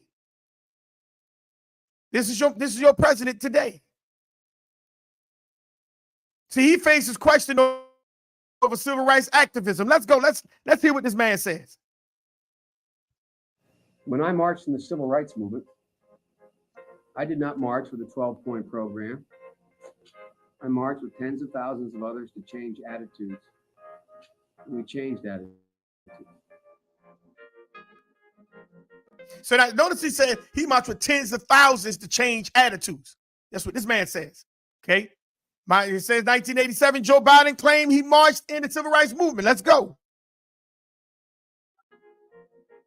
When I was 17 years old, like many of you, I participated in sit-ins to desegregate the restaurants and movie houses of Wilmington, Delaware. So he sat in restaurants in Delaware and whatever that was to segregate it.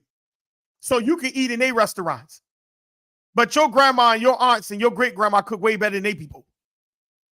But you wanted to sit in to be able to eat lunch from them now. Now tell me where your grandma, where your restaurants was when they was there. Where they at now today? Because your ancestors fought so hard to be in their system, in their communities. Now tell me where your community at right now, because they're still thriving. Tell me where yours at. Tell me where your stores at, where your restaurants are at. Where they at? Where they at? Where they at? Where they at? Where they at? Let's go.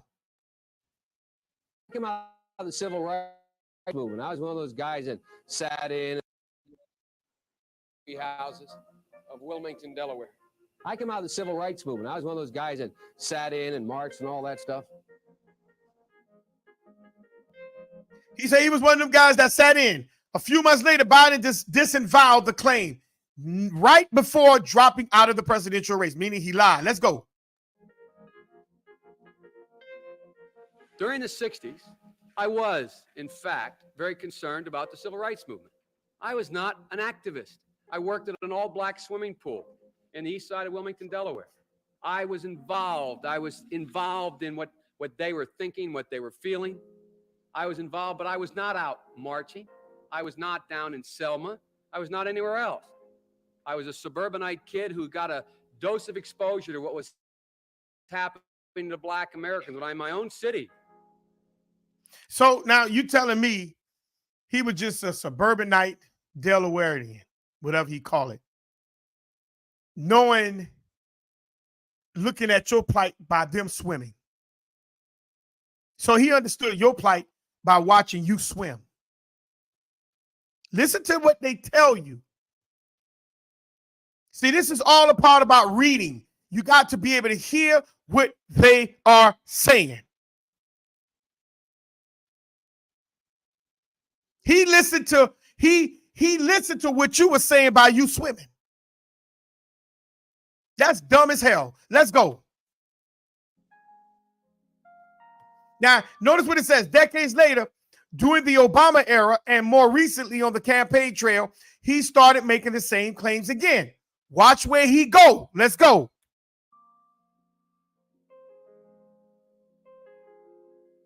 You know, when I was a teenager in Delaware, he's in the church. Now, this man sat there and told you the truth of what he didn't do, but now he come right back running for president. This is January the 19th, 2020. He come right back and go in the black church and look at these folks, these black women sitting behind him, lying. But they don't care because it's a man coming to them running for president who they adore. Notice around those women necks, they got pearls. White or cream pearls. Meaning they are Eastern stars. So they know the lie.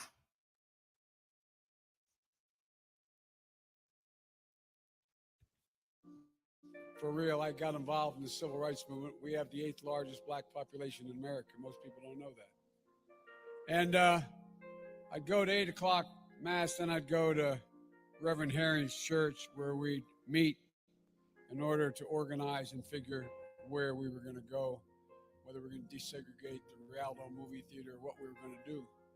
I got my education for real in the black church. See, there you go. He got his education for real in a black church. We just talked about the church. They want you to envision a world that don't exist, that will never exist. They encapsulated a religion that never was theirs, and they transform it into theirs. So how much you think Christianity is going to do for you as an Indian?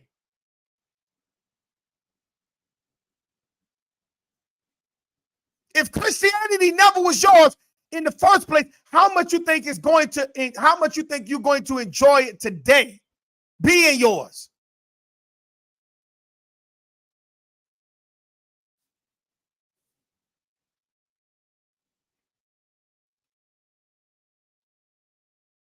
For real in the black church. And that's not hyperbole, it's a fact. But I got my education, Reverend Doc, in the black church. Not a joke. Because when we used to get organized on Sundays to go out and desegregate movie theaters and things like that, we do it through the black church. See, that's all they want to hear. Oh, he came through us. He came to help us. He came to help us. He came to help us. They need us to transform things. See?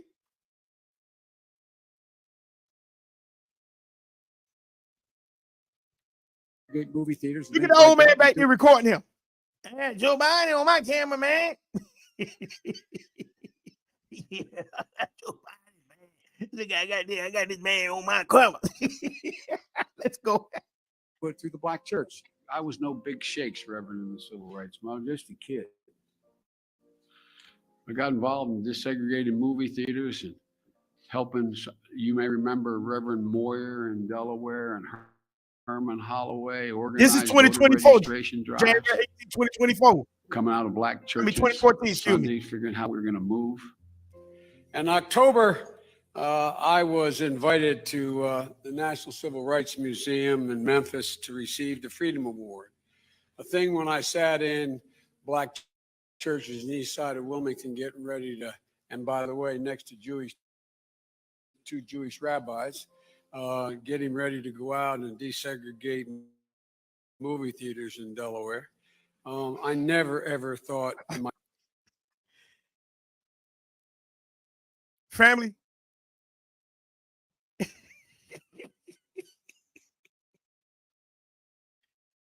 If you don't believe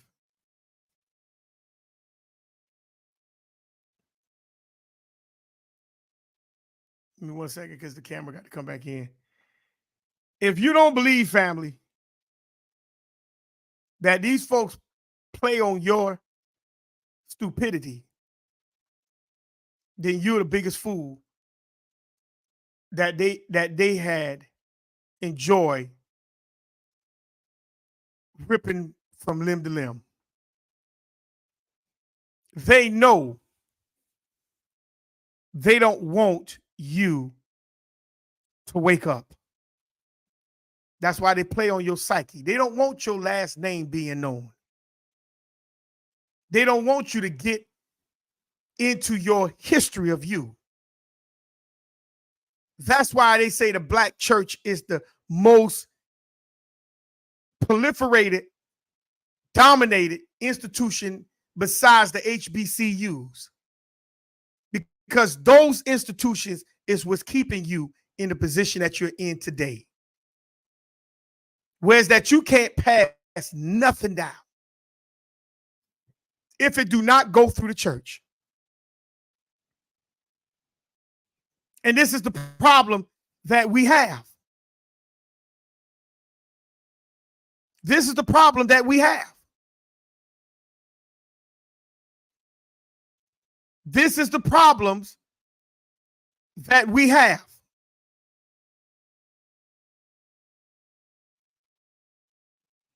See, we can't pass down what belongs to us because let's go to another video.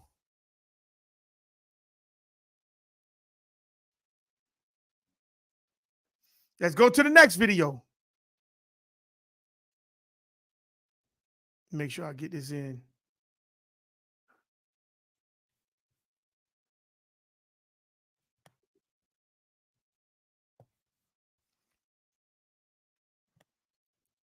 I'll do it like that.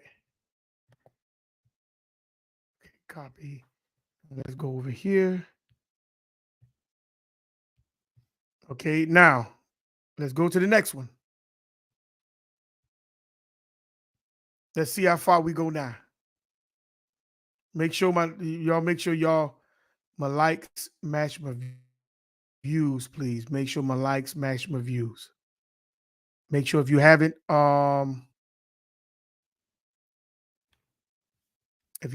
pressed the like button, please press the like or dislike. It doesn't matter. Just do something and make sure that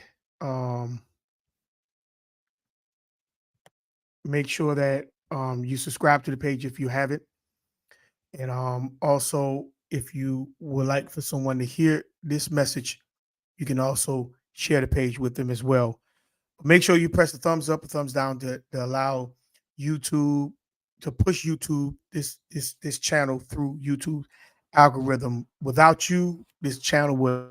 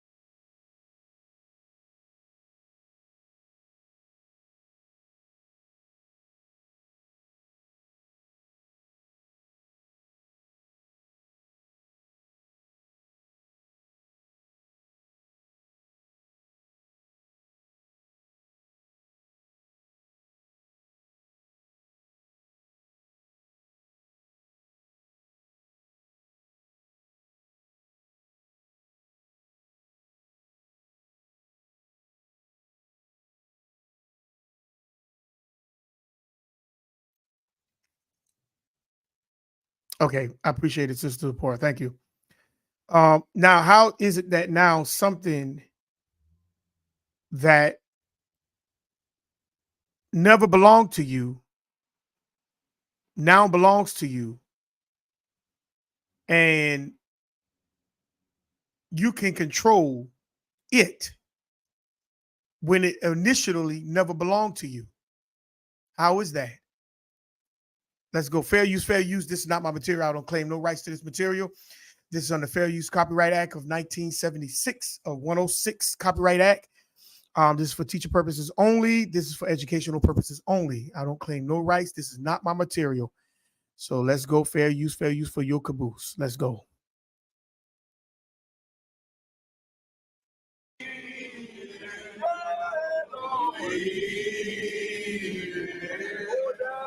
Listen to what they're singing.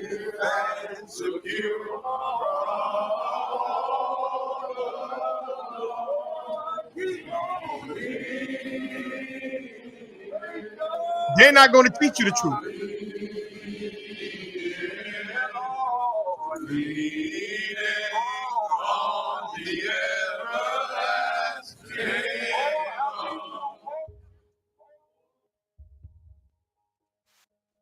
What does Booker T. Washington, Thurgood Marshall, Richard Pryor, Sugar Ray Robinson, Nelson Mandela, Elijah Muhammad, Louis Farrakhan, Scottie Pippen, Shaquille O'Neal, Jesse Jackson, Al Sharpton, Medgar Evers, Nat King Cole, Reverend Calvin Butts, James Clyburn, Benjamin Crump, Elijah Cummings, Don King, Roland Martin, Michael Jordan, Ricky Smiley, Tom Joyner, Bill Cosby, and Steve Harvey all have in common besides being black men. Well, And these are the people that you look up to. These are the people that a lot of you follow. These are the people that a lot of you acknowledge to be your hero. And you listen to these people. I used to listen to some of these people until I found out that these folks is your enemy. Let's go. Well, if you looked at the title of this video, I guess you have figured out that they are all Prince Hall Freemasons. Trust me, the list goes on and on. Right now, currently, we are in the month where America likes to say they are celebrating Black history. But while they speak on our history, their truth is always edited. Like, if I told the story of Black people in America and left out their time in captivity being slaves, people would aggressively accuse me of leaving out or editing our history. Yet after slavery, the story of Black people in America has become seriously edited. And the sad part is there's very little fuss about it because most people just don't know. We basically went from slaves to segregated to fighting for civil rights to having prominent Black individuals in all facets of the country to now people claiming there is equality. That is the story that most people want to believe. Change has come to America. But the truth is that this version of history is extremely edited. There is something that must be understood in modern day Black history, particularly in America. Without it, you miss a very big side of history that will always leave you blinded and confused and led astray into rebellion. There is no modern day Black history without talking about Prince Hall Freemasons. Bam. And that's what you got to understand. There is no modern day Black history without talking about the Prince Hall Freemasons. You cannot get around Black history today without talking about somebody that is a part of this. You can go in your family today and you'll find 1 or 2 or 3 or maybe 10 that's tucked away in the corner. You're not knowing that they are Masons. And some of them in your family might just be proud and bold and proud and be out and open with it. But every family has one. Let's go. Mostly everything that we know today in our Black American culture has been cultivated and steered by Prince Hall Freemasons. So in other words, you don't have a culture no more. You don't have a culture no more until you learn to come from out of this system. You don't have a culture no more unless you learn to now go back home and find out what happened to your last name. Because they cultivated your name. They cultivated your culture. They'll never tell you that you are the American Niji. Never. They have to keep that story of Africa before you.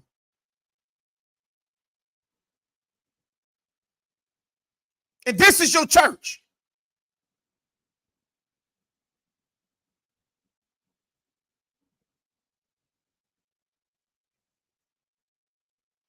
Don't think that. Don't think the title fool you talking about. This supposed to be Israelites, and we talking about the church. Don't think so. Let's go. They are literally an unseen hand of Black America. Because the unseen hand just don't flow from the church only. It flows from these same groups as well. That's why they give you the symbols on their garments. So don't think that because I'm talking about the church that I'm not talking about these Israelite camps. You a lie. Let's go. So we can no longer just go through the cycle of speaking about Black History Month and not discussing the real shakers of our Black history. Like, we'll talk about the individual, but who they are and what they were a part of, we love to leave out. We all need to know about Prince Hall Freemasonry. Let's begin.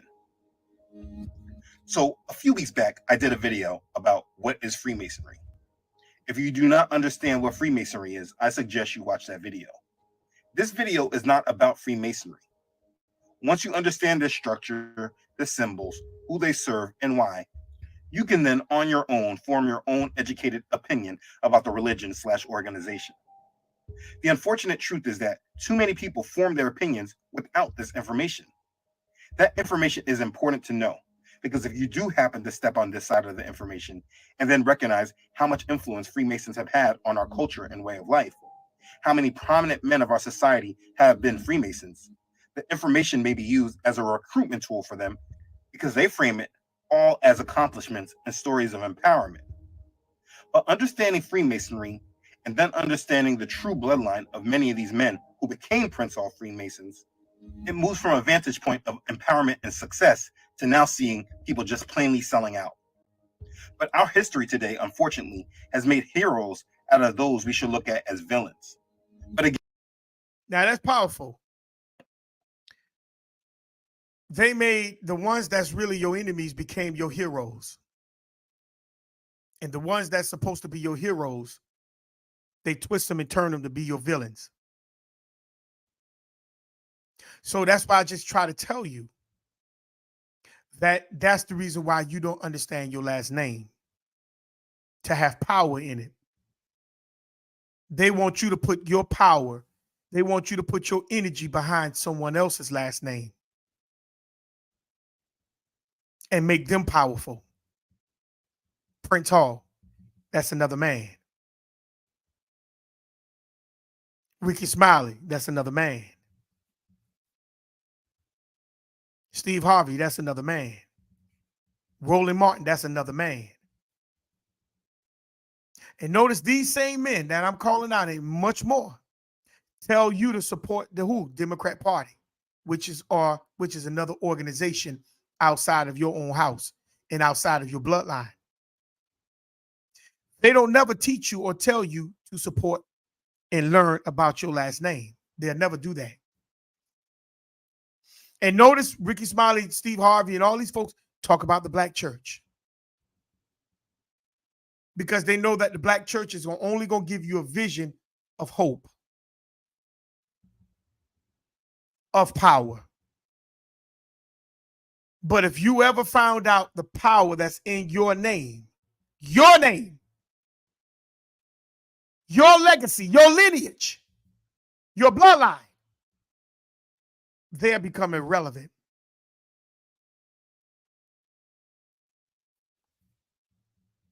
but they have to keep you in that position of ignorance, stupidity, chasing the tail, chasing a ghost. While they steady getting paid by you going to sell out and watching them, you struggle, and most of us die not knowing the true facts of ourselves. Let's go. Step on this side of the information and then recognize how much influence Freemasons have had on our culture and way of life. How many prominent men of our society have been Freemasons. The information may be used as a recruitment tool for them because they frame it all as accomplishments and stories of empowerment.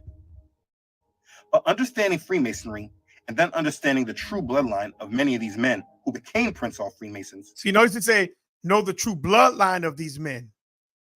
Know the true bloodline of these men. Let's say that again, because I keep telling y'all it's about the last name. It's the bloodline.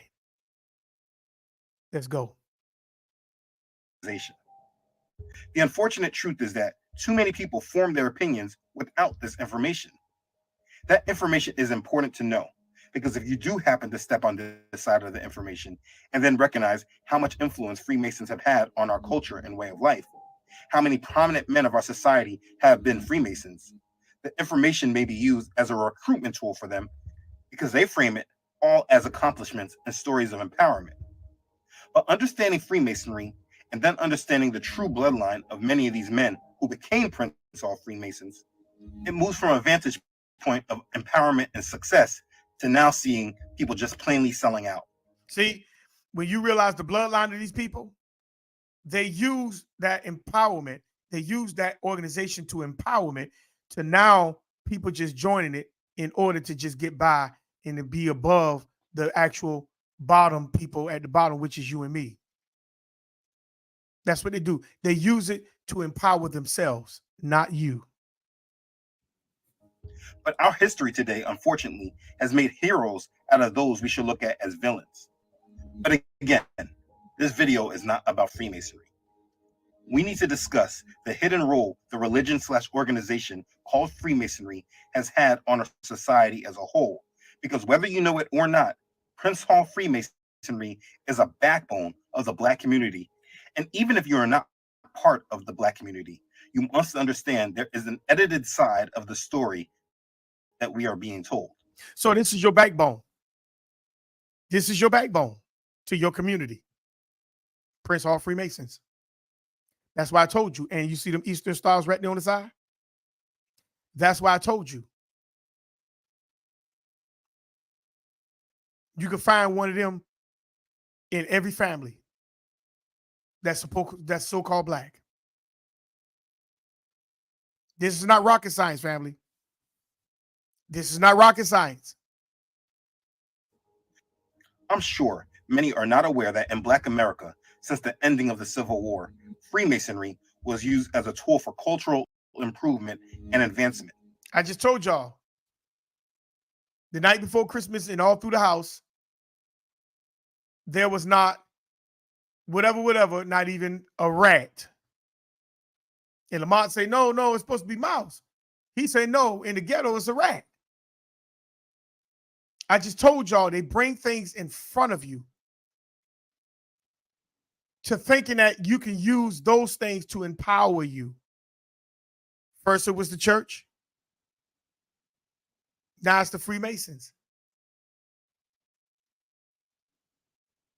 And now it's the Israelites. Camps on the corners. They're not teaching you about your last name. They tell you those last names come from slavery. Do it.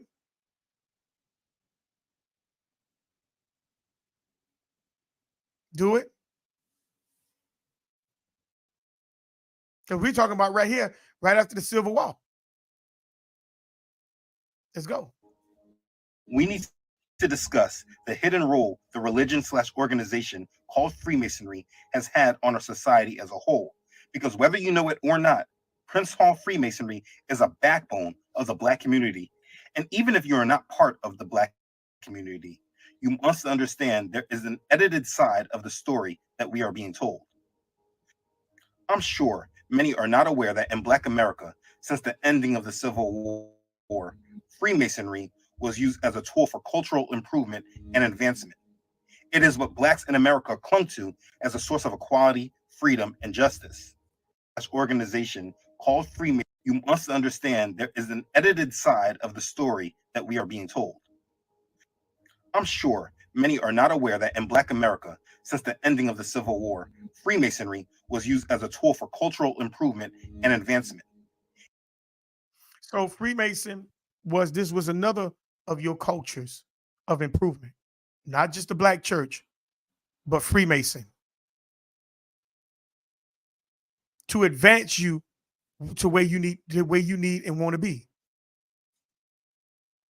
Okay, let's go. It is what Blacks in America clung to as a source of equality, freedom, and justice. So they cling to these organizations, which is Freemason in the church, for equality, justice, and everything else. They don't turn to the creator. They turn to these organizations. See? And now these organizations now become your foundation, not the creator. Let's go. There wouldn't be a civil rights movement in America without Freemasonry. So there would not be a civil rights movement in America without Freemasonry. I mean, let's put it there. He's going there. Freemason was all up in that civil rights movement. The same thing that I just showed y'all with Joe Biden in Delaware, talking about he integrated. Really? Why nobody stopped him from lying? The Freemason was all throughout the civil rights movement. That's how you know a lot of those things that was taking place were rituals. So that's why Joe Biden could have spoke freely, because they gave him permission to. Let's go. And maybe your initial thought is to cheer them on for it.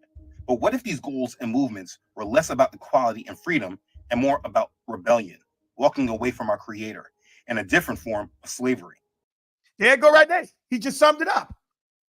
What if these goals and movement were less about equality and freedom and more about rebellion, walking away from our creator, and a different form of slavery? Some of these people ain't your people. They're not Israelites.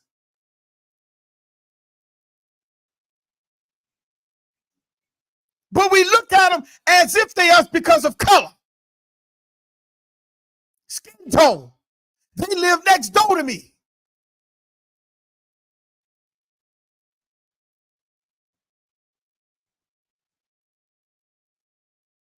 And we wonder why, what's going on. We wonder why. Without Freemasonry. And maybe your initial thought is to cheer them on for it. But what if these goals and movements were less about equality and freedom and more about rebellion, walking away from our creator, and a different form of slavery? We'll get to that. Either way, like I said earlier, the story of Black America cannot be accurately and fully told without recording the impact that Prince Hall Freemasonry had upon Black society. You can't talk about civil rights unless you talk about Freemasonry. Behind nearly every pivotal turn in the history of Black America, Prince Hall Freemasons may be found, especially in the Black church. The foundation of Prince Hall Freemasonry was laid between 1775 and 1847. You're still talking about during the time of slavery. So how did this take place? How did Prince Hall become a factor in America in the 1700s? These questions I'm putting out to you for you to answer. Let's go. On March 6, 1775, 15 civilians were initiated in the Freemason Grand Lodge of Ireland, Lodge number 441, which had a lodge chartered in Boston, Massachusetts. They had a charter in Boston, Massachusetts. That was in Ireland. How these people end up becoming Freemasons during the time of supposedly slavery? Are we missing something? Let's go. These 15 men were blacks from the Boston area. One of them was named Prince Hall. Now, this is important to understand and note. It wasn't the American Freemasons who initiated these men, but the lodges in England. It was England, because England controls you. That's why you're under Britain Accredited Registry. You're under England's law. That's what the bar stand for. You're under English law. You're not under you're not under American law, but under England's law. Let's go. So it wasn't like racism didn't apply to these men. In 1776, during the War for Independence between America and England, the 15 black men, including Prince Hall, formed themselves into a lodge which was called African Lodge No. 1, under the leadership of Prince Hall. There is a 300-page book known as Prince Hall's Letter Book, which provides much of the records about all of this and how the African lodges grew and spread. African Lodge, under leadership of Prince Hall, was held in high regard in the general community, aside from the racists who opposed them because of their color and race. The lodge was particularly attractive to leaders in the black community. It showed a different type of black man that was not seen in this country before then. Hall then established 2 new lodges, one in Providence, Rhode Island. There is a 300-page book known as Prince Hall's Letter Book, which provides much of the records about all of this and how the African lodges grew and spread. African Lodge under these lodges grew and spread just like the church. They grew and spread. They proliferated like the church. Leadership of Prince Hall was held in high regard in the general community, aside from the racists who opposed them because of their color and race. The lodge was particularly attractive to leaders in the black community. It showed a different type of black man that was not seen in this country. They go a pale man right there. They go an Asian man right there. And the rest of them are so-called Negroes. You can see that for yourself. Let's go. Before then, Hall then established 2 new lodges, one in Providence, Rhode Island, and the other in Philadelphia. Remember Philadelphia, because they are important for another subject. African Lodge of Boston continued to meet and to grow in numbers, and Prince Hall remained its master until his death on December 4th, 1807. Prince Hall was succeeded as master of African Lodge by Nero Prince. It is claimed that in 1808, representatives of the 3 lodges, African Lodge of Boston, African Lodge of Philadelphia, and African Lodge of Providence, met together and organized an African Grand Lodge. Notice the of Rhode Island. Rhode Island family. That's where Joe Biden's from. That's why I say nothing is by coincidence. You just have to follow the yellow brick road. With Nero Prince as the Grand Master. And they changed the name from African Lodge to Prince Hall Grand Lodge in memory of Prince Hall. And they started expanding, adding more lodges. And this was the foundation of what is now Prince Hall Freemasonry. That's the church. That is the church family. The Masons were not considered equals amongst their white brothers. They were barred entrance as members in the great majority of white lodges. And this was a huge reason why expansion was necessary. The lodge started to be used as an institution of union and social uplift in the black community. In a Masonic-run country, joining this institution seemed like a way of uplifting the black community and finding ties with their oppressors. So hold on. So the oppressors was Masonic law. They were Masonic as well. So they were Masonic. Let's say that again. Were not considered equals amongst their white brothers. They were barred entrance as members in the great majority of white lodges. And this was a huge reason why expansion was necessary. The lodge started to be used as an institution of union and social uplift in the black community. In a Masonic-run country, joining this institution seemed like a way of uplifting the black community and finding ties with their oppressors. So in other words, family, they did the Masonic thing on one end, and on the back end, On the other side, they was doing the church thing. So both of these organizations supposed to be the thing that uplift the so-called Negro community for equal rights with the oppressor. They had the Prince Hall movement, and the church had the civil rights movement. I want you to think about this. Really, literally think about this. Let's go. They joined the great plan to serve the architect or God of Freemasonry. And the truth is that that goal and alliance in the end superseded the hate because of their race or bloodline, because it was a clear declaration that they were on their side. See? So the bloodline didn't matter no more. I kept trying to tell y'all that. Let's hear it again. Let's hear that one more time. The bloodline did not matter no more. That's why they don't tell you who the hell you are. Let's hear it again. Entrance as members in the great majority of white lodges. And this was a huge reason why expansion was necessary. The lodge started to be used as an institution of union and social uplift in the Black community. In a Masonic-run country, institution seemed like a way of uplifting the Black community and finding ties with their oppressors. They joined the great plan to serve the architect or God of Freemasonry. And the truth is that that goal and alliance in the end superseded the hate because of their race or bloodline, because it was a clear declaration that they were on their side. So they're not going to teach you nothing, fam, when they become a part of this organization. They're not going to break rank. They're not going to break code. They're not going to break silence. They're not going to do none of that, family. Let's go. But it's not like they didn't deal with racism. To a great extent, the Prince Hall Masons were isolated from white masonry, although they seem to have learned and emulated many of the customs and usages of the neighboring lodges and grand lodges. Deuteronomy 31, 15 and 16, still right here in play. They went a whoring after those nations around them. And you think that law is gone today, what the Creator has said? No, they learned everything from their oppressors.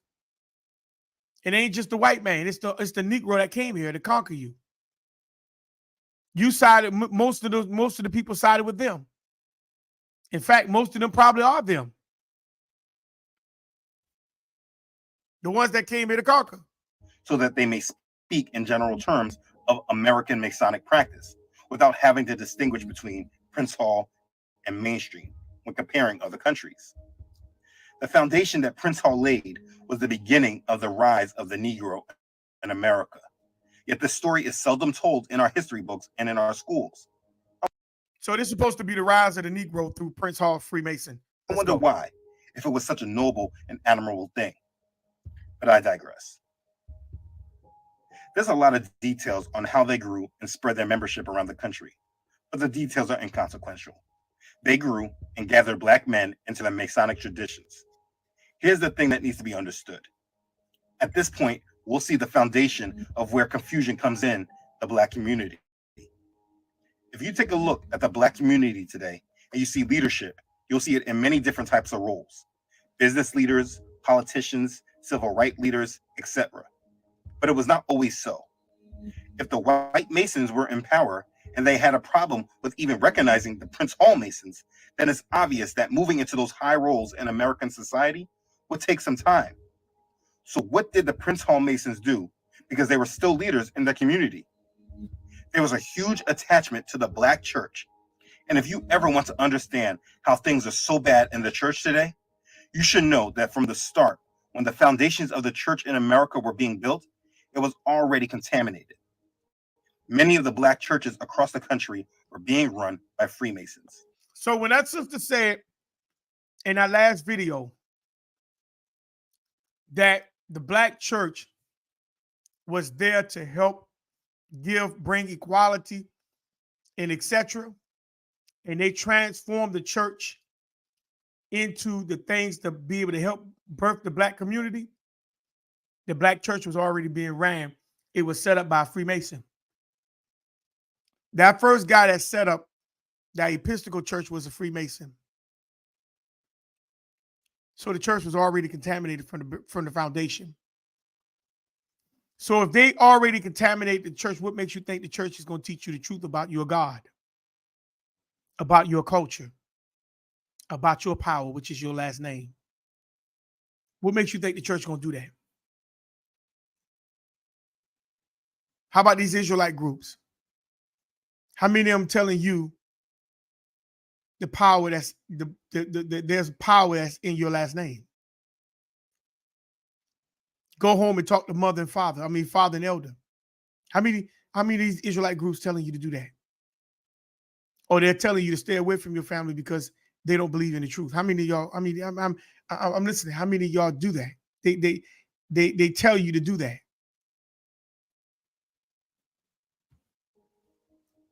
In my research, it is said that it is normal routine for the opening and closing prayers in a Prince Hall lodge or social function to be ended in the name of Jesus, and to include other exclusively Christian phrases during the prayer. It is said that only the Prince Hall Grand Lodge of California practices a craft, that means Masonic, ritual, which actually mentions Jesus. But it is a normal routine for Christian hymns to be sung during the opening and closing and during degree ceremonies and social affairs. It would not be unusual to hear or read of a Prince Hall Grand Master referring to the Prince Hall Masonic Order as a Christian organization, or members of the fraternity to say that only a good Christian can make a good Mason. Prince Hall Masons carry on in their religious manner while at the same time they claim to adhere to Mackey's 25 landmarks and to the ancient charges of Anderson's Constitution. The 19th and 21st of Mackey's landmarks and the first of Anderson's charges concerning God and religion clearly speak of Freemasonry being a fraternity that is adaptable to man, regardless of his personal religion. And no Prince Hall Grand Lodge claims in its constitution to be an exclusively Christian Grand Lodge.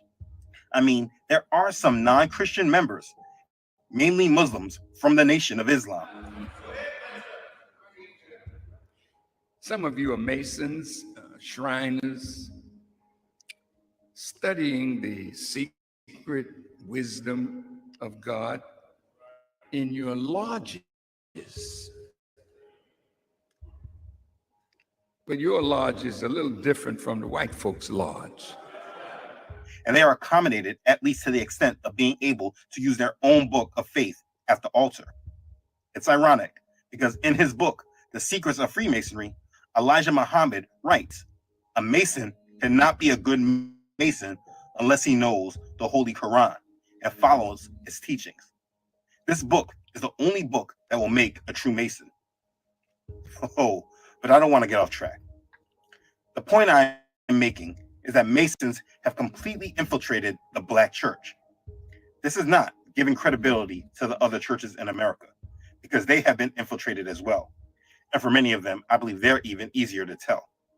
But this is something very specific to the Black church, and it must be known because the Black church has always been the staple of our community.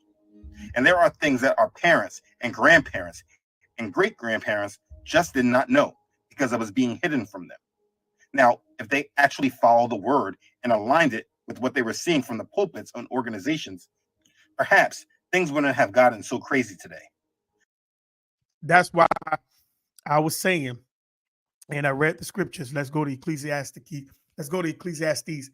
2:21 real quick. Ecclesiastes 2:21. See, if you would have been following the word, you wouldn't have been deceived.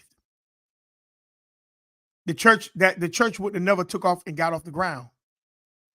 But because Israel went outside of the covenant, like the Creator told Moses, they're gonna go a whoring after these other nations, and they're gonna break my covenant, and they're going to walk after those other gods. And that's what was happening. So, family, you will never know the real essence of your last name, the foundation of that name. Many of us will never know because our families and our seed line have been contaminated. Ecclesiastes 2:21 says, "For there is no man who labor in who labor is in wisdom and in knowledge and in equity, yet to a man that has not labored therein shall leave it for his portion. This is also vanity and a great evil. A man who labors the right way can never be compared to a man who never labored and gain things and leave it to his children. Because the man who labors the right way will find that mercy by the Creator. But the man who labors the wrong way, how can he leave it? What is there to leave to his children besides heartache and confusion? And that's what a lot of us, we are in, a heartaches and confusion, because we don't know anything about our names.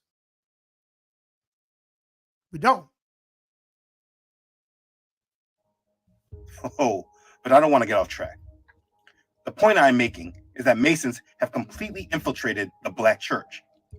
This is not giving credibility to the other churches in America, because they have been infiltrated as well. And for many of them, I believe they're even easier to tell. But this is something very specific to the Black church, and it must be known because the Black church has always been the staple of our community. And there are things that our parents and grandparents and great-grandparents just did not know because it was being hidden from them. Now, if they actually followed the word and aligned it with what they were seeing from the pulpits and organizations, perhaps things wouldn't have gotten so crazy today. But unfortunately, this was not the case. There were many Masons in the church, and they had no problem speaking on Jesus, calling on his name, singing hymns, giving tithes, etc., which is pretty much the fruit that the Black churches look for when identifying a brother or sister in the faith. What I just sat there and told y'all. What I just sat there and told y'all. They use that God Jesus to draw you in. They don't mind calling on something that they know that ain't real, because they know you believe in it. The same way Joe Biden got up in that pulpit, I showed you the video. It was talking about he did all this and all that. And the people sat right there, but I told you, look at their necklaces. They got pearls on, white pearls, green pearls. That shows you their Easter stars. They're part of the Divine Nine. They don't mind people lying to you, because as long as you continue to keep listening, keep following, keep accepting a lie, then guess what? You ain't gonna never know about anything about your last name anyhow. You ain't gonna know how powerful you are, because you're gonna keep giving your energy to them. This what happens when you go against Deuteronomy 41, 15, and 16. This is the results. They put a wagon train around you. Wagon train. They put that thing around you. And they encircle you where you can't get out. And now the confusion of faces are happening. People calling themselves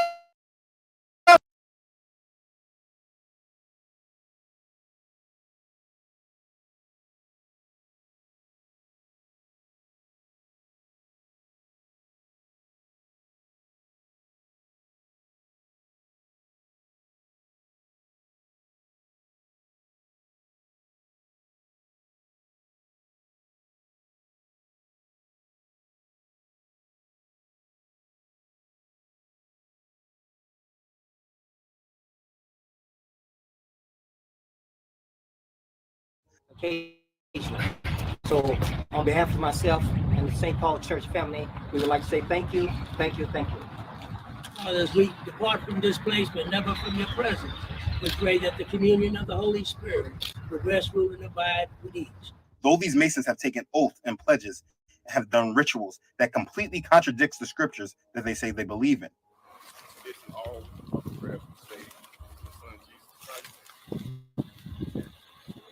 If you're looking for somebody to just say Jesus and say they believe in him and sing songs, you can be deceived. You see, in the South, initially slaves were not allowed to hold any religious service on their own. Religious services were held either by some member of the master's household or in secret. They did this to control what they knew or remembered from their past generations. When slaves did become allowed to hold independent religious services, this became their first taste of freedom and independent thought, except the false seeds were already planted in them by this time.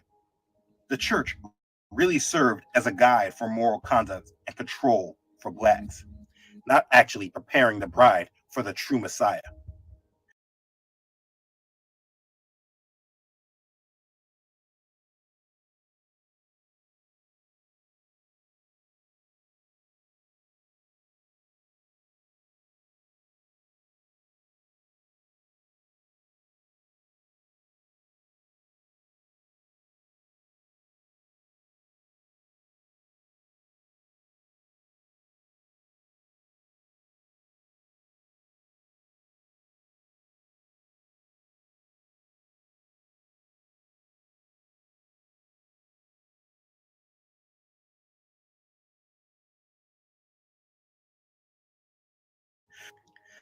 The seeds of deep loyalty to the church, not God, but the church, were sown very early.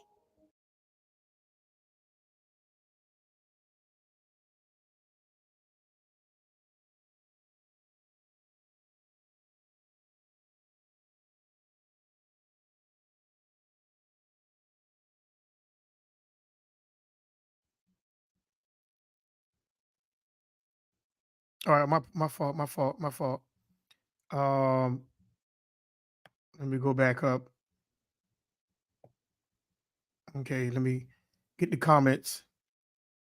Yasha Bomb. Do you think all members of the Boule are wicked? I mean, if you are inside of a organization that is deceptive to the people, then yes, that's wicked. My great grandmother was a Royal Ark Mason. I don't know much behind that. My family told me he didn't really talk about it. No, because they can't tell secrets, fam. Their job is to hide the secrets, but never tell the secrets. See? And then he said, do you think all the Boule members are doing wickedness within the organization? I don't know. I'm not a part of that. I don't know. I can't answer that. I can't answer that. I really can't answer that. I really can't. I found out my grandmother was a Freemason. My grandfather was a Freemason, excuse me. But I don't know beyond that. He would rather, yeah, okay. That was my granddad. That's what my granddad told me. Well, I mean, hey, he knew. So he can only tell you what he knew. LOL. They even got a so-called black Freemason in my small town. I can see the effects. I live in a locally historic black neighborhood of people who are in a deep sleep. Yes. Yep, that's what it is. A lot of us are in deep sleep. A lot of us are in a deep sleep. Okay. The earth also is defiled under the what the inhabits thereof, because they have transgressed the laws, changed the in ordinance, broken the everlasting covenant. Correct. That's Israel. We did all this. We did all these things, and we are in a world of hurt. But let's go ahead and get back through this. Thank you, support, for letting me know that the mic was out. I appreciate it, because I'm Folk looking on the songs whole and Negro spirituals. because I'm looking on a whole nother screen. So if the moment it go out, please let me know that it went out. Please let me know. Let me go back. Let me back up a little bit. I'm gonna back up right here. I don't know, because I'm looking at a whole new screen other than the actual screen. So y'all, if y'all put it in the chat that no sound, I don't have it, but Sister Zipporah is letting me know. So I appreciate y'all. Thank you. So let's go. Religious services. This became their first taste of freedom and independent thought, except the false seeds were already planted in them by this time. The church really served as a guide for moral conduct and control for blacks. See, the church was designed for control. It wasn't designed for your freedom. It was to control you, and that's why the Freemasons got it. They control it. Most of your pastors are Freemasons. Okay? Most of your deacons are Freemasons. Okay? Most of your church mothers, why do you think they wear them nurses' uniform? That is Eastern Star uniforms. It's there to control you. Most of these people that run these churches are not your people. They are not Israelites. Actually preparing the bride for the true Messiah. The seeds of deep loyalty to the church, not God, but the church, were sown very early. Folk songs and Negro spirituals were the method by which the slaves attempted to find meaning for their lives. And see, and that's where your spiritual Negro song, we shall overcome. excuse me. That's where your Negro spirituals come from. It's to give them hope in a situation that they were in. But they are trying to get you to encapsulate the life back then to the life today. Most of us don't want to know how to break out, how to get out, how to be able to remove ourselves from this system. Most of us don't want to know that. Like I say, these folks done encamp themselves around you, encircled themselves through organizations that you think is your hero. Let's go. At that same time, escape their horrible existence. Very simply, their identity was wiped away from them and then reprogrammed back in with some crucial parts missing. In the late 1770s, the Black church movement began with the founding of the first African Baptist churches in South Carolina, Georgia, and Virginia. They go to first churches. They go to proliferation, right there. What the brother was saying, I mean, with the last video said the proliferation is expanding. Boom, there it go. Look at the so-called Indian families. Look at the Indians. Look at the Indians that became Christians. Look at the Indians that became Baptists. Look at the American Niji that became Jehovah's Witnesses.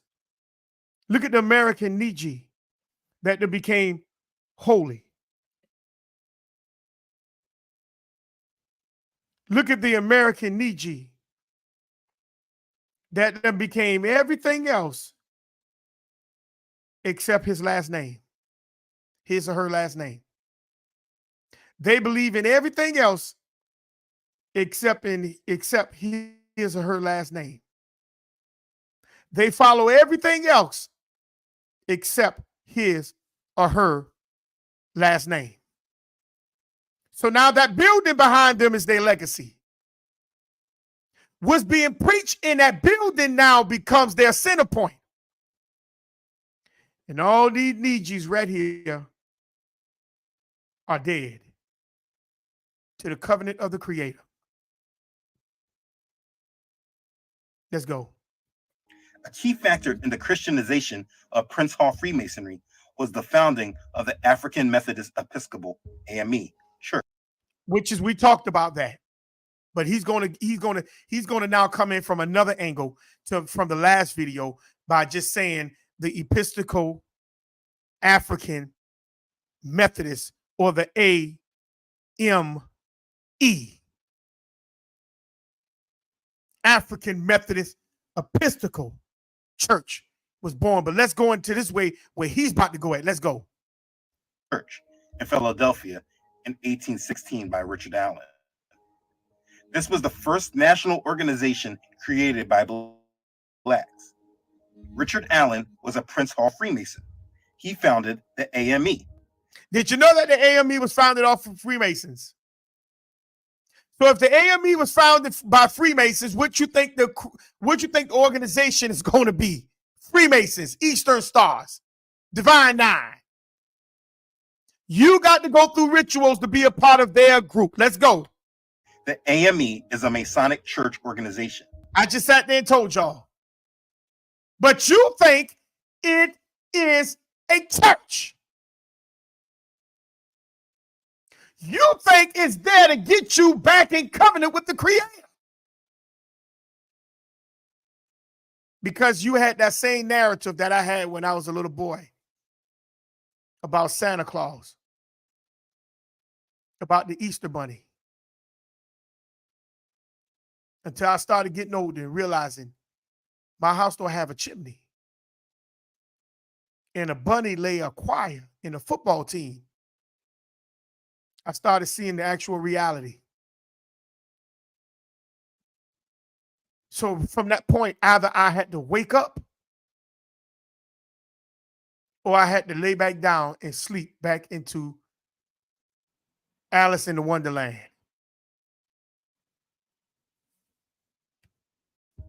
And it's no coincidence that if you remember, this is where President Obama did the eulogy and told us what the Black church really was.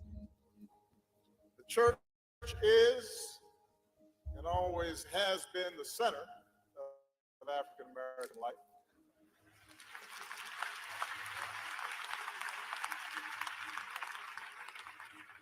A place to call our own in a too often hostile world.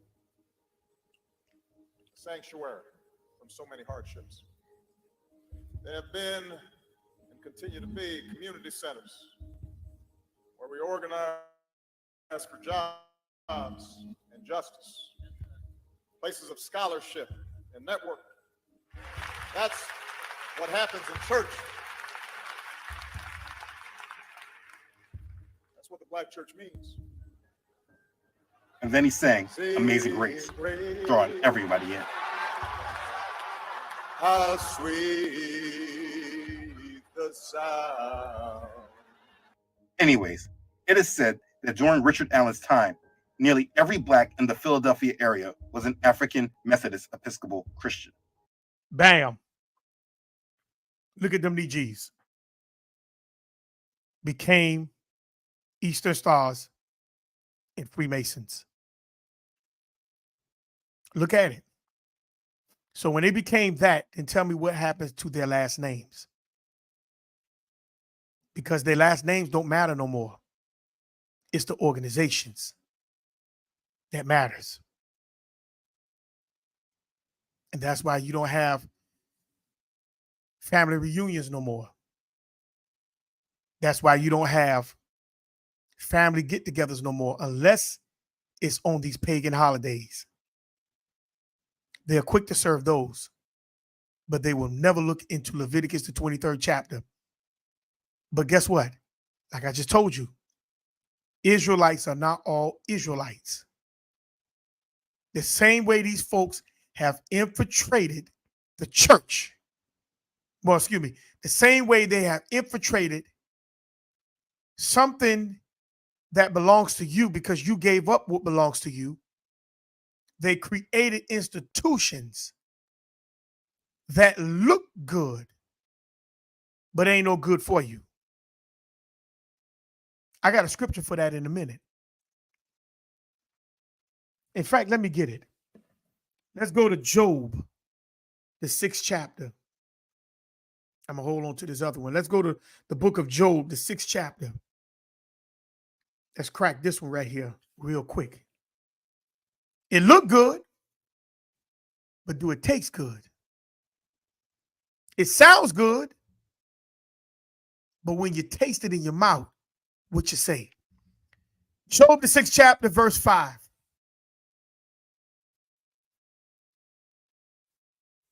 Do a wild ass bray when he has grass? The word bray means to cry. Do a donkey cry when it's sitting in a whole gathering of grass? No, he eats. He'll eat. Or lure the ox over its fodder. And that word fodder means a field, something fed to domestic animals. Would it lure itself? Would it lay inside of what it's supposed to eat? No, it's going to eat. See, it's going to eat. Verse 6. Can that which is unsavory be eaten without salt? Something that don't have flavor to it. Can you eat it You could, but would it taste good? Most of you add salt to it or add some kind of flavor to it just for you to enjoy it. Because anything that don't have the taste to it ain't going to taste good. Or is there any taste in the white of an egg? And the answer is no, it has to be that yellow part. The white of the egg don't have no taste to it. So that's what they did to you. See, you wasn't satisfied with your name. You wasn't satisfied with the covenant of the Creator. You weren't satisfied with your own. So your enemy spiced up things around you to draw you to them and to mix you up. And now you're trapped in a net that you can't get out. Let's go. They spiced up, they threw a little salt or a little spice to your life that they like. Ain't got nothing necessarily to deal with you, but it's on them. Allen had greater influence upon blacks of the North than any other man of his time. And of course, Prince Hall Freemasonry had a great influence on the growth and development of the AME Church. See all them DGs? Look at all them DGs. Look at all them, look at all them, look at all them supposed to be Indians. Or is that really Moab and Esau? And some of the Canaanites mixed in.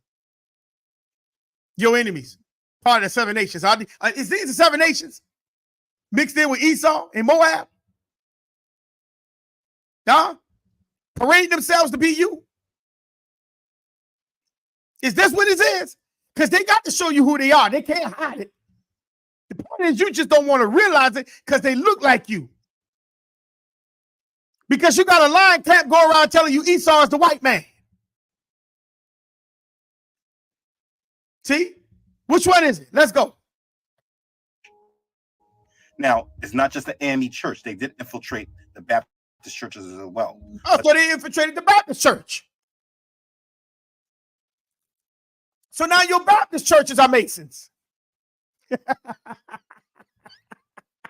Let's go. The AME Church is a Masonic church, and that must be emphasized.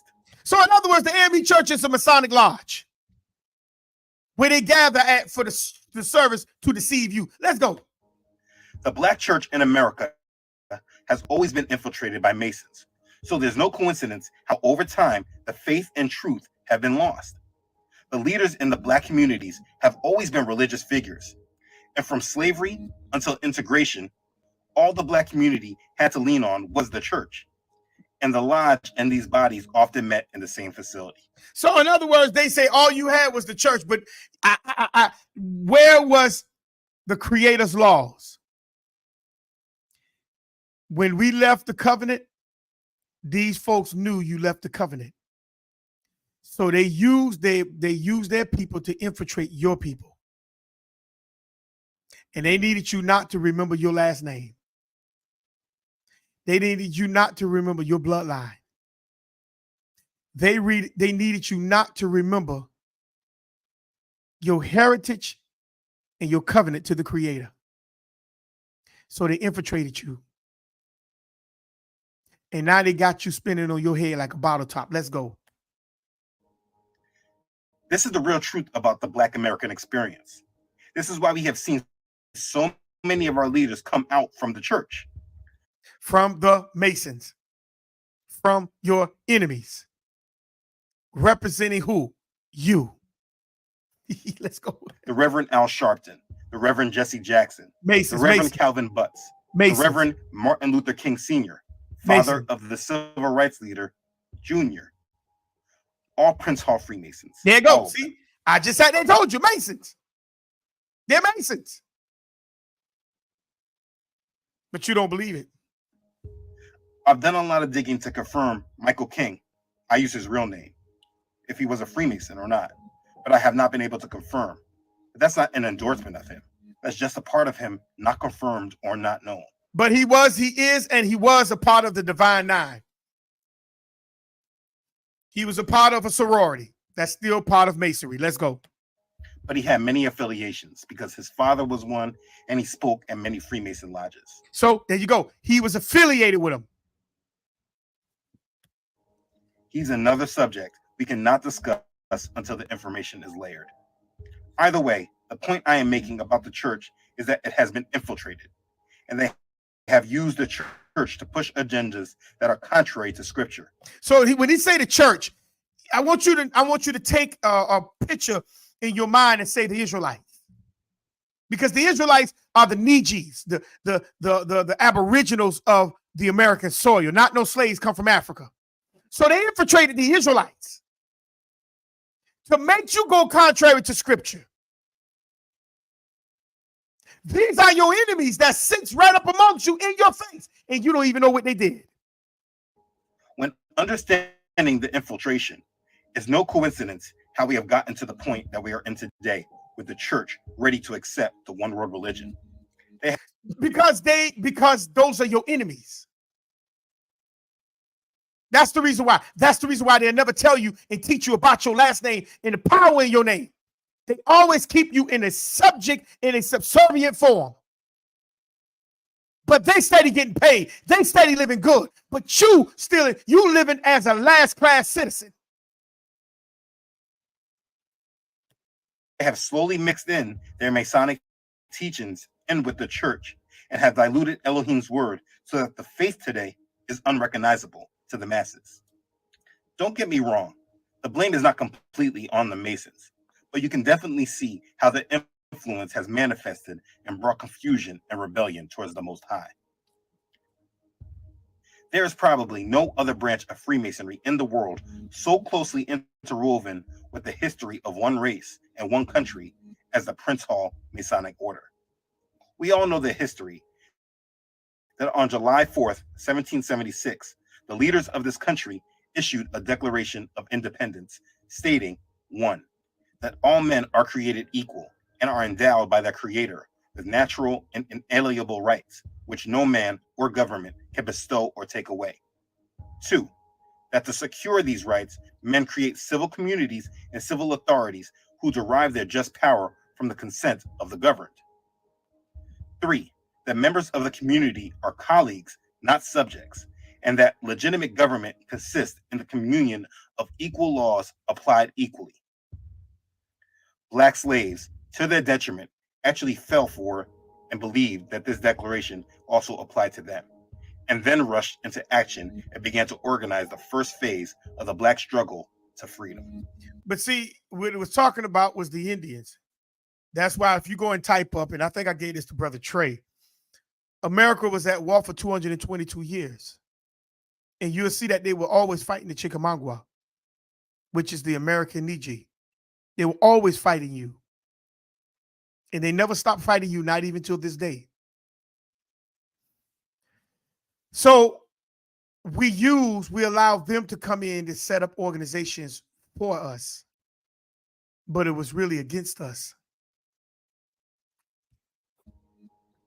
For many that really do not understand the full extent of their influence, it will probably surprise you that most of the Black heroes that we hear of today were Prince Hall Masons, like Philadelphia Freemason Benjamin Banneker, an accomplished Everybody know about Benjamin Banneker, but he was a Freemason. Mathematician and scientist who invented the clock, or W.E.B. Du Bois, another notable Freemason who was one of the founders of the NAACP. Everybody know about him too, W.E.B. Du Bois, Freemason. Or Booker T. Washington, another notable Freemason who was an American educator, author, orator, and advisor to multiple presidents of the United States. Booker T. Washington, we all know about him, Freemason. He was the dominant leader in the African American community and of the contemporary Black elite. These men and many more were Freemasons. What it seems like is that if they had prominence in the 19th and 20th century, they held some tie with Freemasonry. So anything that you read about dealing with so-called Negroes and they were so popular and etc., more likely they were Freemasons. That's why you heard about them. Like Rosa Parks. Everybody knew about Rosa Parks, but nobody knew about the 19-year-old sister. I just did a thing on her in my children's book. who sat down before Rosa Parks. But the only reason why people knew about Rosa Parks because her husband was the head of the NAACP of that state, and plus she was a Eastern Star.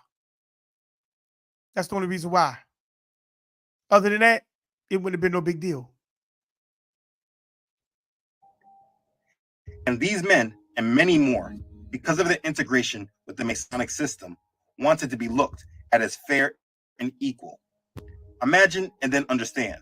They were sharing the secrets with the same group of men that once enslaved them. They became empowered and wanted rights and freedoms, and their push for integration swept amongst the Black community. There would be no civil rights movement without Prince Hall Freemasonry. And maybe your first instinct wants to be, well, at least they did something good for us.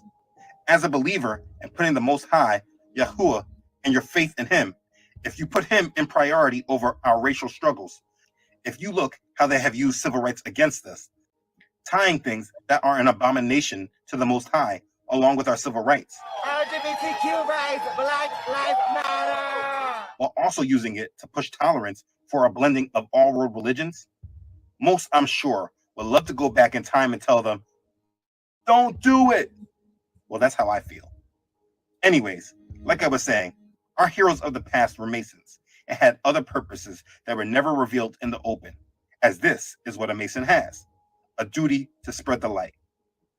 So continuing on, the slavery to freedom age from 1800 to 1876 was crucial to the journey of Black America. And again, Prince Hall Freemasonry and Prince Hall Freemasons served at the core of the struggle.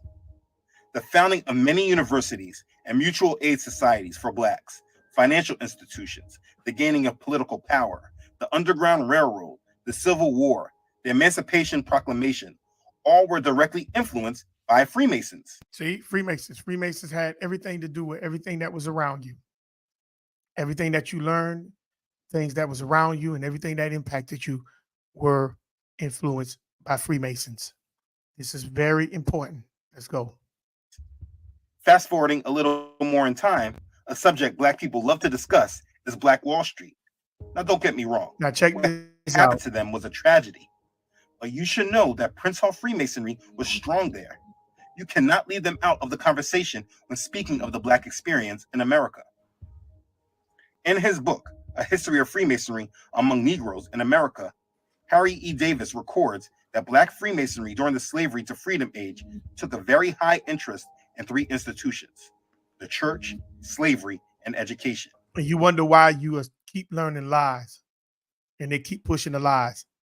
It's because it's coming from the ones that's infiltrated your family. It's coming from them. Those are your enemies. Let's go. He writes, in 1807, there are about 1,500 colored people in Washington, 1/3 of whom were free.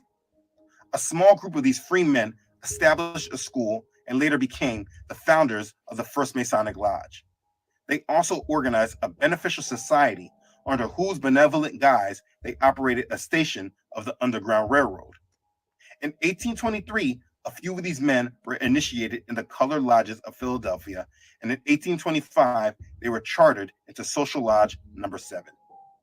The Masons used the civil rights agenda with great skill to tie Black Americans in with a cause, and they used their organizations to promote integration within society, and then also to squash those that were advocating withdrawal. Now, I want you to pay attention to this.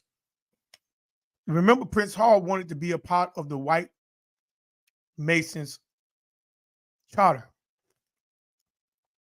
So it would not just only make sense that if the Masons got in front of the civil rights, they was going to push the Black society, so-called, to integrate with the white society or the Caucasian society,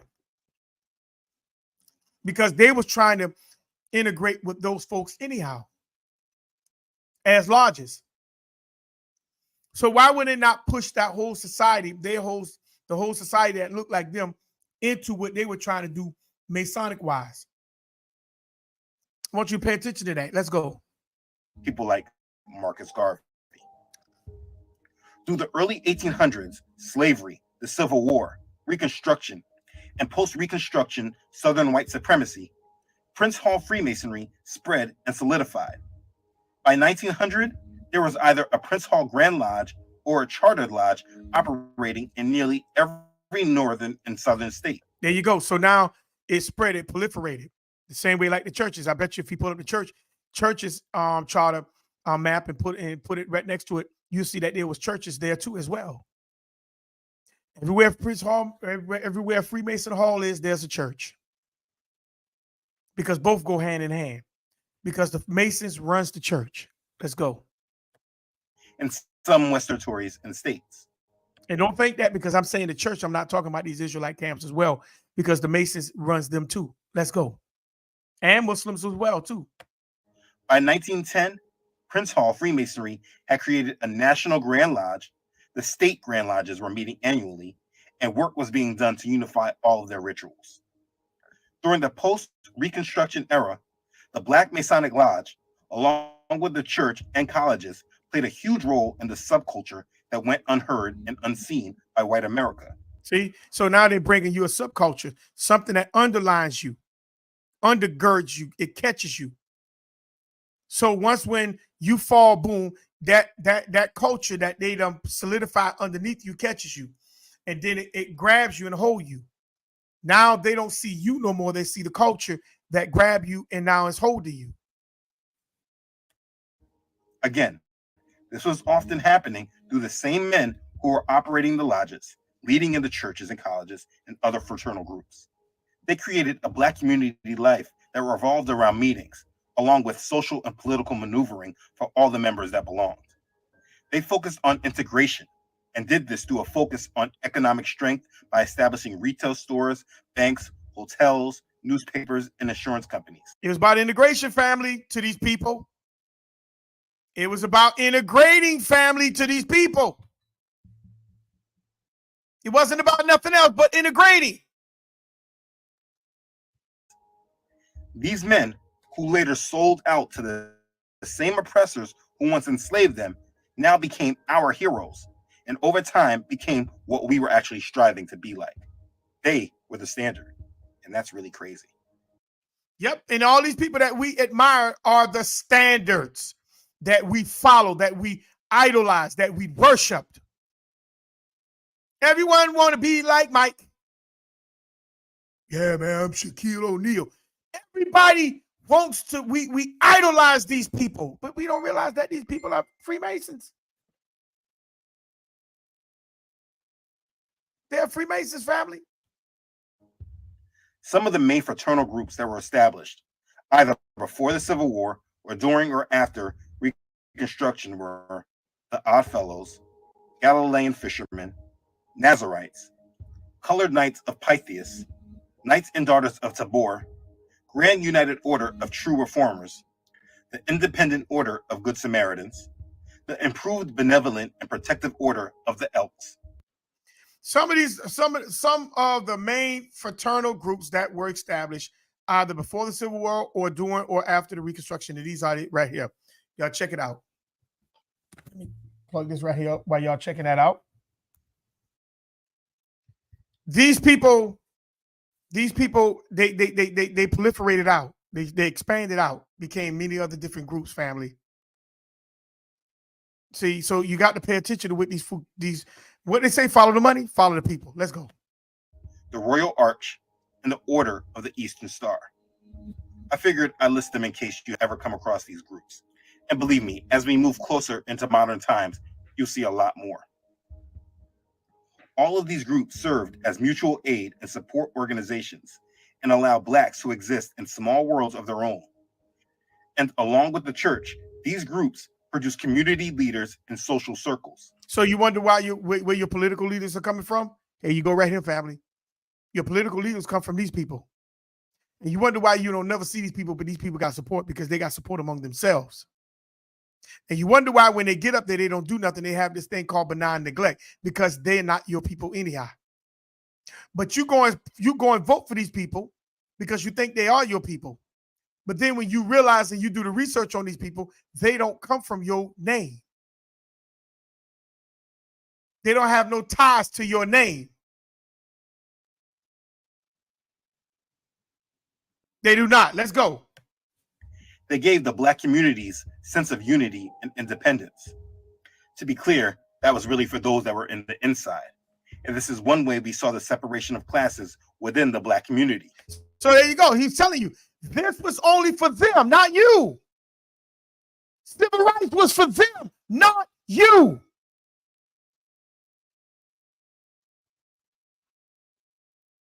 That's why when it comes to a police shooting somebody, they'll get a Freemason to show up, Benjamin Crunk. That's why I call him Crunk, because he crank up everything. Because he's going after that money.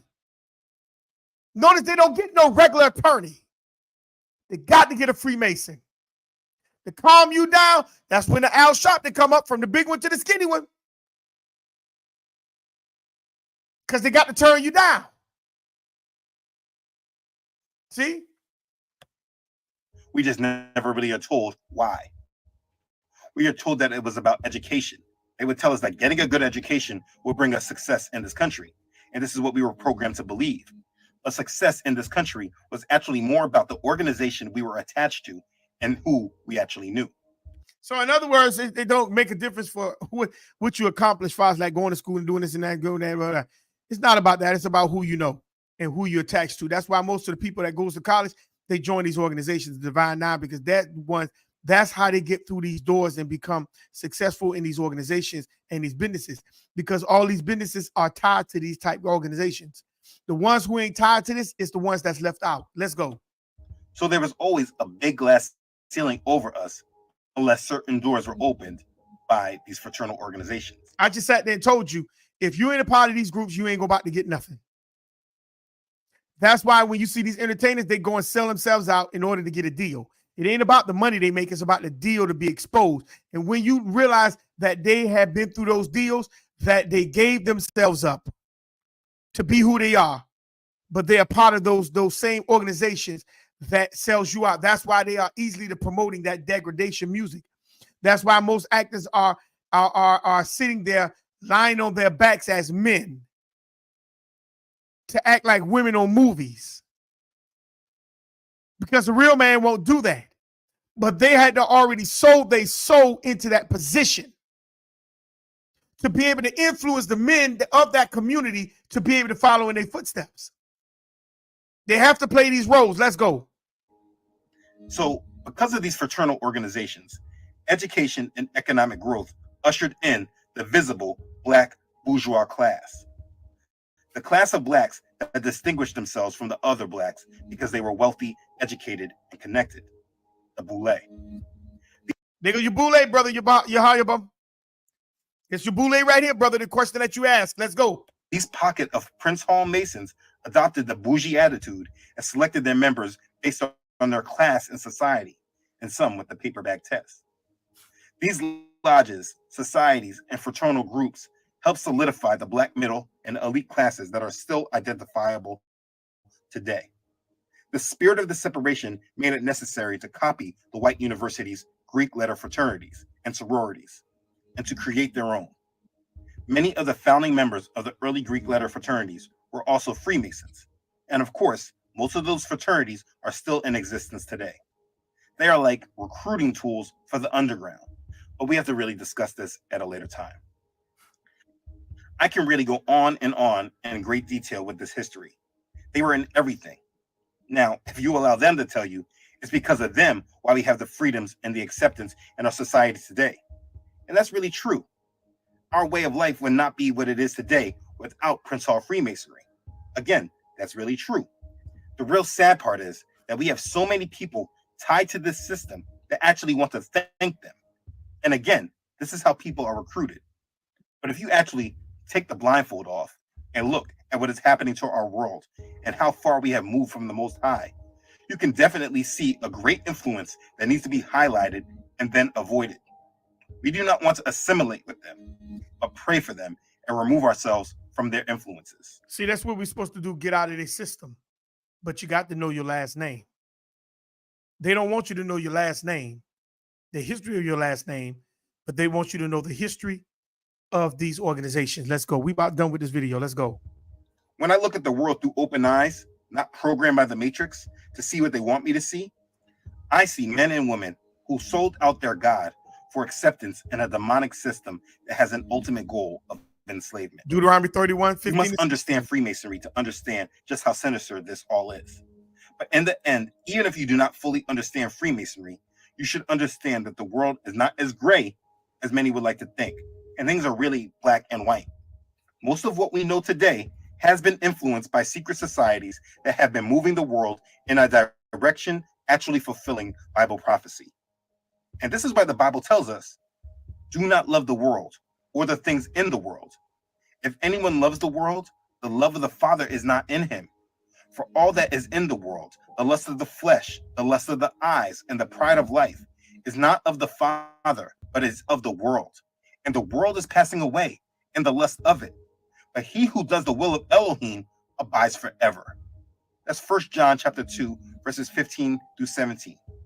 Or also, do not be conformed to this world, but be transformed by the renewing of your mind, that you may prove what is that good and acceptable and perfect will of Elohim. Romans chapter 12, verse 2. And again, this is why Yeshua says, no one can serve two masters, for either he will hate the one and love the other, or else he will be loyal to the one and despise the other. Meaning you can't, if you not trying, you cannot live for their families and you love your family too.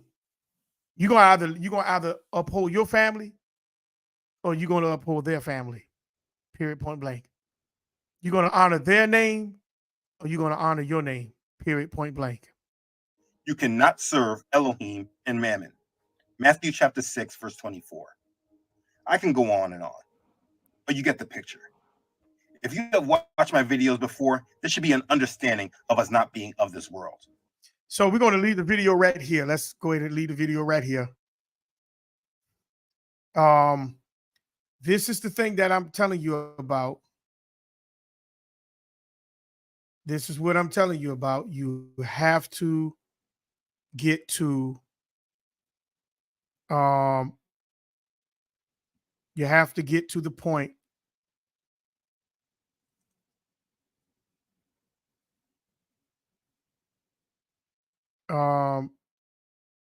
you said I'd like to join the chat to drop my quick testimony on Freemasonry.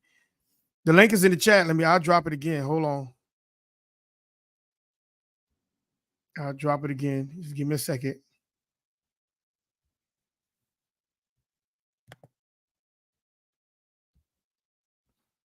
Brother Yahashabam, the link is in the chat. It's in the chat. If you want to come on up. What Sister Latoya says, she says, then Agrippa said unto Paul, almost thou persuaded me to be a Christian. Okay. But this is the point of what I'm saying. And anybody else who wants to would like to join the chat, stay on topic, please stay on topic. You can also do so if you'd like to come up. But this is what it is. We have to pay attention to scripture. Okay. Psalms 127, verse 3. Lo, children are the heritage of the Creator, and the fruit of the womb is his reward. Your reward's supposed to be your children. Your reward's supposed to be your children. Okay?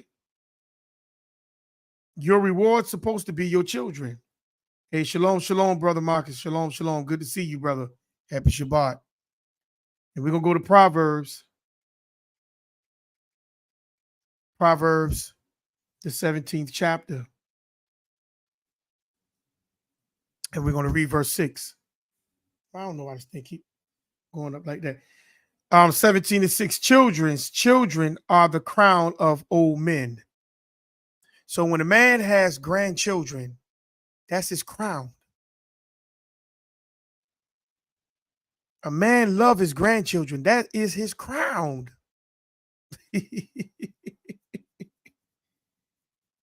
That is his crown. You see? That's his crown. He loved them grands. them grandbabies. He loved them. And it says, and the glory of children are their fathers. The fathers love to see their children, especially when they're operating in the attributes of themselves, meaning their last names. It joys a father when he see his son moving in the legacy of himself. This is what he loved. Brother Marcus says, Matthew 7:22, many will say to me in that day, Lord, Lord, have we not prophesied in thy name? And in thy name have we cast out devils, and in that name done many wonderful works. Yeah, that's a Freemason scripture. But that's what they're gonna say. Because they don't mind speaking in the name of Jesus. They don't. But see, everything that they set up is not for you. It was for them. But they had to include you to make it look like so you can support it.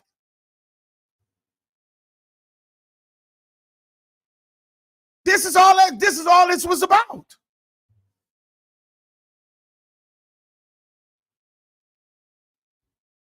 Yes, they persuaded people to be Christians. Yes. Yeah, they persuaded us to be Christians. You're right, sis. You're right. But this is the problem.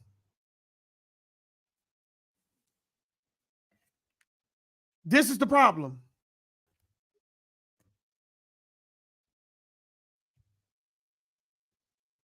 Shalom, shalom, family. What you got? Yeah, shalom. Hey, I wanted shalom, to just shalom. add a little bit. Yeah, go ahead. Very Go ahead. glad Do to your thing. be here. Do your thing. Not long-winded, but go ahead and do your thing. I'm listening. All right, all right. So I just wanted to add a little bit more context in regards to my grandfather, which I found out about him being part of the Freemasons. So I was deep into studying about Freemasonry, but that being exposed to it, like while I was kind of like a Christian messianic, like them earlier days that I started getting into the commandments. I just was looking into, oh man, how Freemasonry was just being exposed, and how all these celebrities is in it, and they all in it, and they all, going against us. And I was talking to my mother one day about it, just speaking out against the Freemasons, how they doing this, and how they doing that. And then she just randomly brought up about how she seen my great grandfather wearing a ring. He had some kind of funny ring on, like many years and years back. And she had suspected that it was a Freemasonry ring. I'm like, oh snap, for real? And then that's when I started just questioning like my father and my grandfather about this, because they never told me about this. They never told me about his background, my great grandfather's background.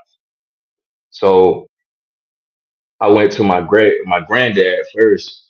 And I'm like, yeah, so tell me about this Freemasonry thing, because I heard that this is a pretty evil organization to be a part of. And I heard that, Granddad Buck was, a member. And he didn't really know too much about, what he was into. He just knew that he was a Freemason. He said, yeah, he was part of the Freemasons. And the only thing he told me was, some expression that they gave in Freemasons. The expression is called ride the goat. And he told me, he said, yeah, Granddad Buck told me something about ride the goat. It's like a Freemasonry expression, but he never elaborated to my granddad what that meant. That's all I knew. That's all I got out of that. And the other thing I got out, huh? Go ahead. No, I was about, no, go ahead. I asked the question when you finish. Go ahead. All right. Then I then eventually I went to my father, and I started asking him. I just want to know my background. I want to know my history. Like what are my people into? What are like what's going on, because I don't mess with this Freemasonry stuff, because I was all into the exposed videos back then and the boule and all that. So I went to my dad. I'm like, yeah. So what about my great grandfather who was a Freemason, and he told me a little bit. He didn't really know much either. He also saw the ring on his finger. He saw the ring, and that's when my dad told me that he asked him. He said, "What's that ring on your finger?" And Granddad Buck said, "Oh, that's my Freemasonry ring." And then my dad asked him. He said, "All right, what's that all about?"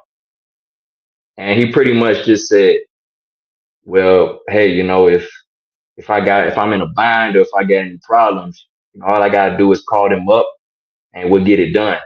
So that's the only thing he said about it. And my father kind of was like, he told me, he said that kind of sounded like some gangster stuff. When he said that, oh, if I'm in a bind or whatever, I just gotta call them up and what I'm saying, we'll get it done, we'll get it straightened out. So that's all he knew. That's all my father knew about the Freemasonry thing out of my granddad, my great grandfather. So that was just me kind of just sharing a little piece of what I know. Right. So let me ask you a question. Do you know what the goat riding is now? I forget. Like, I think I looked it up because this is over a year ago that I found out about it and started questioning my family. I forget what is it about. What is the ride to goat? What that means? I'm see, Brother Marcus, you here? Let me see Brother Marcus. Yes, Brother Marcus. I'm here. Yeah, what the brother want to know? Do you know what riding the goat means? Well, look. It is okay. From what I can gather, that was what Tupac was part of when they had him in that bathtub, if I'm not mistaken. That when he was naked? Yeah, and they were taking pictures of a grown man laying in the bathtub, you know what I'm saying, with some flowers on him. Hey man, you know what I'm saying? They doing too much, man. They doing way too much. But yeah, you know what I'm saying? It's all rituals, man. Secret handshakes and shit like that. I've been invited to the Masons on 2 different occasions. I ain't never really, but I'll be honest with you. For some reason, I never wanted to go to college and be part of a sorority. I ain't never wanted to be part of a club. I didn't want to be part of the Boy Scouts. I didn't want. I ain't never wanted to be part of nothing that actually looked like it was something that was I don't know, an organization. I just never wanted to. I ain't never been wanted to be. I ain't never been part of nothing like a group of anything. And I've always believed that if black people really wanted to help black people, why would you make something secret and not help everybody? Now that was that thought right there was always my first thought about Freemasonry. Well, if it's good for us, what the fuck are we doing? You know what I'm saying? Why would we hide that from others? And that, you know what I'm saying? And I always judged it off of that. If I gotta hide it from somebody, it can't be something that's right. Right. Well, this is how it is. Like the Freemasons, how they try to come off as being humanitarians. Like, they're just upstanding citizens trying to, help the public and, be humanitarians. And when I was reading over the great grandfather's obituary, he was very much into the church as well. It said he was a deacon in the church. He served all this time in a couple of these churches as being a deacon. And they said that he was working at the local police station, and he wasn't even a police officer, because I knew my great grandfather. He passed away when I was like 13, and I kind of knew he was at the police station, but I didn't know what he was doing there. He wasn't the detective. He wasn't. I don't know, but I mean, he's a Freemason, and I know that they got probably has some kind of ties, ties with the law enforcement. You know how a lot of law enforcement is, they're pretty crooked. So maybe he was devising some things with them. I don't know, doing some things on the low, because he was tied into the law enforcement, tied into the church. I don't know. It's kind of murky, dark background that I don't really know too much about. But it's Most crazy. most of the Justice Department for the United States are Freemasons. Most of the Justice Department, that ought to be a clear cut sign. Most of our judges are Freemasons.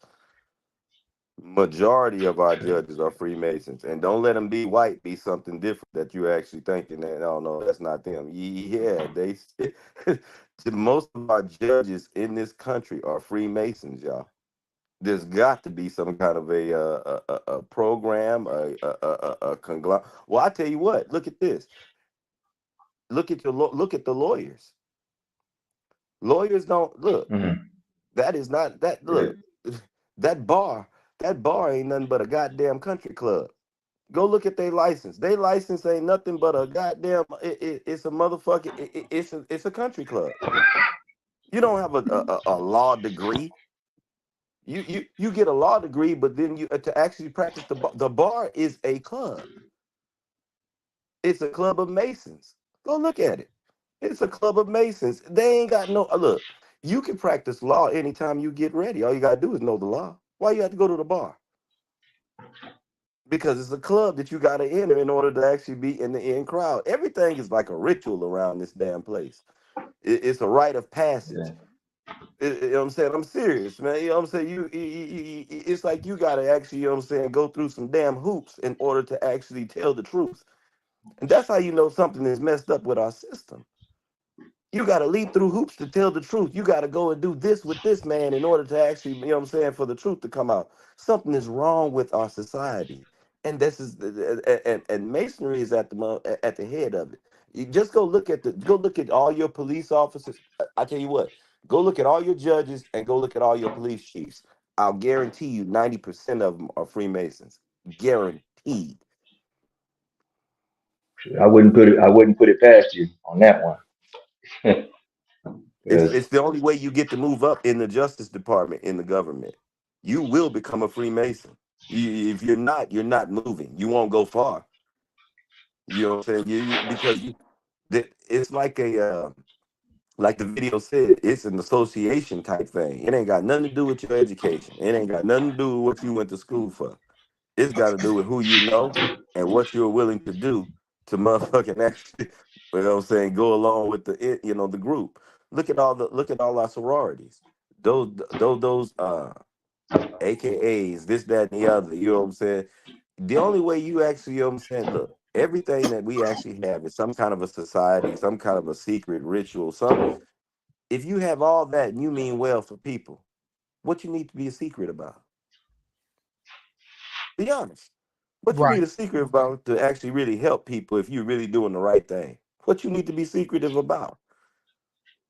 If you're doing the right thing, you mean to tell me you need to keep it a secret? Come on, man. We just a little They off. go one of We your accept. rite of passage right now. They go one of your rite of passage right now. I pull up a picture with Tupac. Name a man who's riding the goat. Name a man. Hell no. And Tupac, and then don't get me wrong. Don't get me wrong. I love Tupac raps because Tupac was raw in that rap. But name a man that would I started lay in listening to Tupac a long time ago. Okay. Yeah. Yeah. But name a Because man that you I know how he get down. I know how he get down, and I seen that picture before. So that's one of the main reasons why I stopped listening to him, because he was just somebody who just wanted to keep the so-called black community divided. It wasn't about unity or nothing. You know, in his raps was garbage. The image that he portrayed was garbage. Him sitting in the bathtub is foolishness. I mean, yeah, I don't even listen to mainstream rap music like that no more. I had to cut all that because I know how they get down. I know, like I said before, like when I started getting into the truth 2 years ago, I was watching all these exposed videos and doing my research on all that. And I know that the higher up that you go up the corporate ladder, the more that you have to sacrifice. And all these the right. biggest celebrities, and as the brother said about these high judges, all of them, they in that group. I mean, even when you see LeBron James as well, you see him, he has a Baphomet tattoo. tatted on it across his chest. So they all get down with the get down. But That's why? the only way you My get to question would be then, right? But my question would be to this right here then. Why do you think a lot of our men are joining these organizations? because they don't know enough about it until they get in. And then when you get in, you actually see the money. And once you see the money, you can influence most people, especially if they haven't had money before. That's just the way it is. Follow the money. I always say, you looking for a culprit, follow the goddamn cash. Follow the cash. Yeah. The money is where it all is at. The Bible told you that the love of money is the root of all evil. That's how you get there. See, people bring you in with fame. See, but they actually keep you with the fortune. Bring you in with the fame and keep you with the fortune.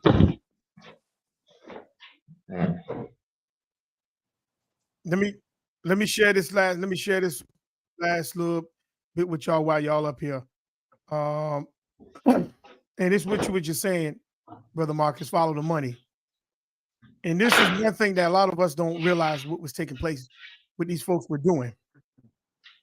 Here you go right here. Hold on, that's not it. It's not it. What the hell this thing just do? Hold on. Let me kill that right there. Just switch articles with me. It was a newspaper article when Black Freemasons were recruiting struggling Black teenagers back in the days. And that's why a lot of our people end up being Masons and Freemasons.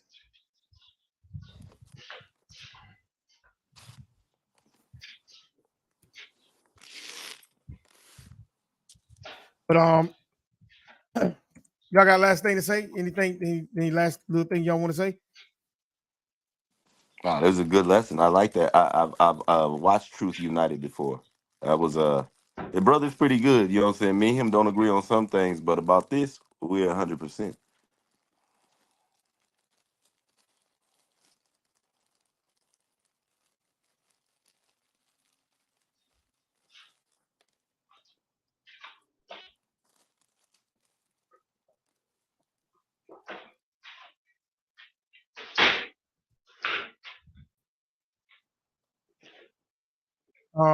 Appreciate that, brother Marcus, brother Yahashua, right? I'm saying that right? Yashabam. Yahashua. You still there, brother? Yashabam. No, like Yashabam, like Yashabim, one of them. Yeah, like Yashabam. yeah. I mean, yeah, Yashabam. I appreciate for allowing me to just get on the panel and.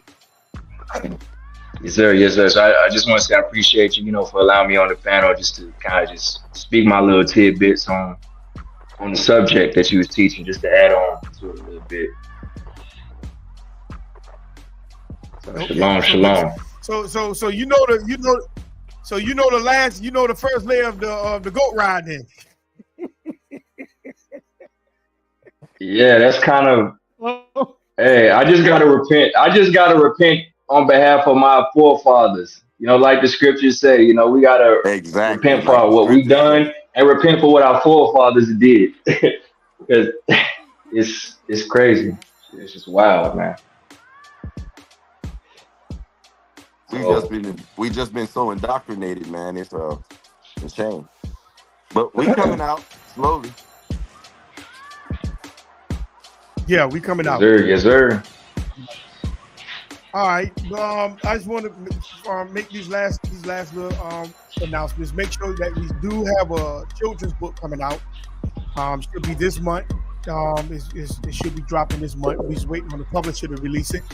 Also, we have a new song for the children to come out. It's called "Read" by brother Devontae. It's his new video. We're going to be dropping this year in the Creator's will, and also we are putting a small film together, fall movie film together. So we are trying to do some things. Make sure y'all like and subscribe to this channel. If you also want to like to support, the Cash App is at the bottom. But we thank each one of you for joining us We thank y'all for joining the ITFTR Network. Next week, we're going to come with some more on the legacy. We thank Brother Marcus and Yashaban for coming up, talking with us, and each one of you for joining us. We thank the Creator. All right, shalom, Brother Trey. Shalom, shalom, shalom. So we thank each one of you for joining us. This is More Yaakov, and we thank you for joining us. Make sure that you know, and I'm not gonna say it while Brother Marcus up here. What you finna say? What you finna say? What you got to say? What you finna Y'all say? know Brother Marcus is a Cowboys fan. I wasn't gonna crack a Cowboys joke, but I'm gonna let that go. Hey man, I already told you at 7:15 we're gonna beat the hell out of Detroit. It's all going. It's going down. You just wait. You just hoping that they actually got a chance. You hoping and praying. I'm just joking. I got to make that joke with Brother Marcus. But we thank you for joining us. We thank you for joining us on the ITFTR Network. Same time, same channel, and same topic. Israel is not all Israel. Israelites are not all Israelites. So may the rest of your Shabbat be peaceful, restful, and relaxful. Until next time, shalom, shalom, peace.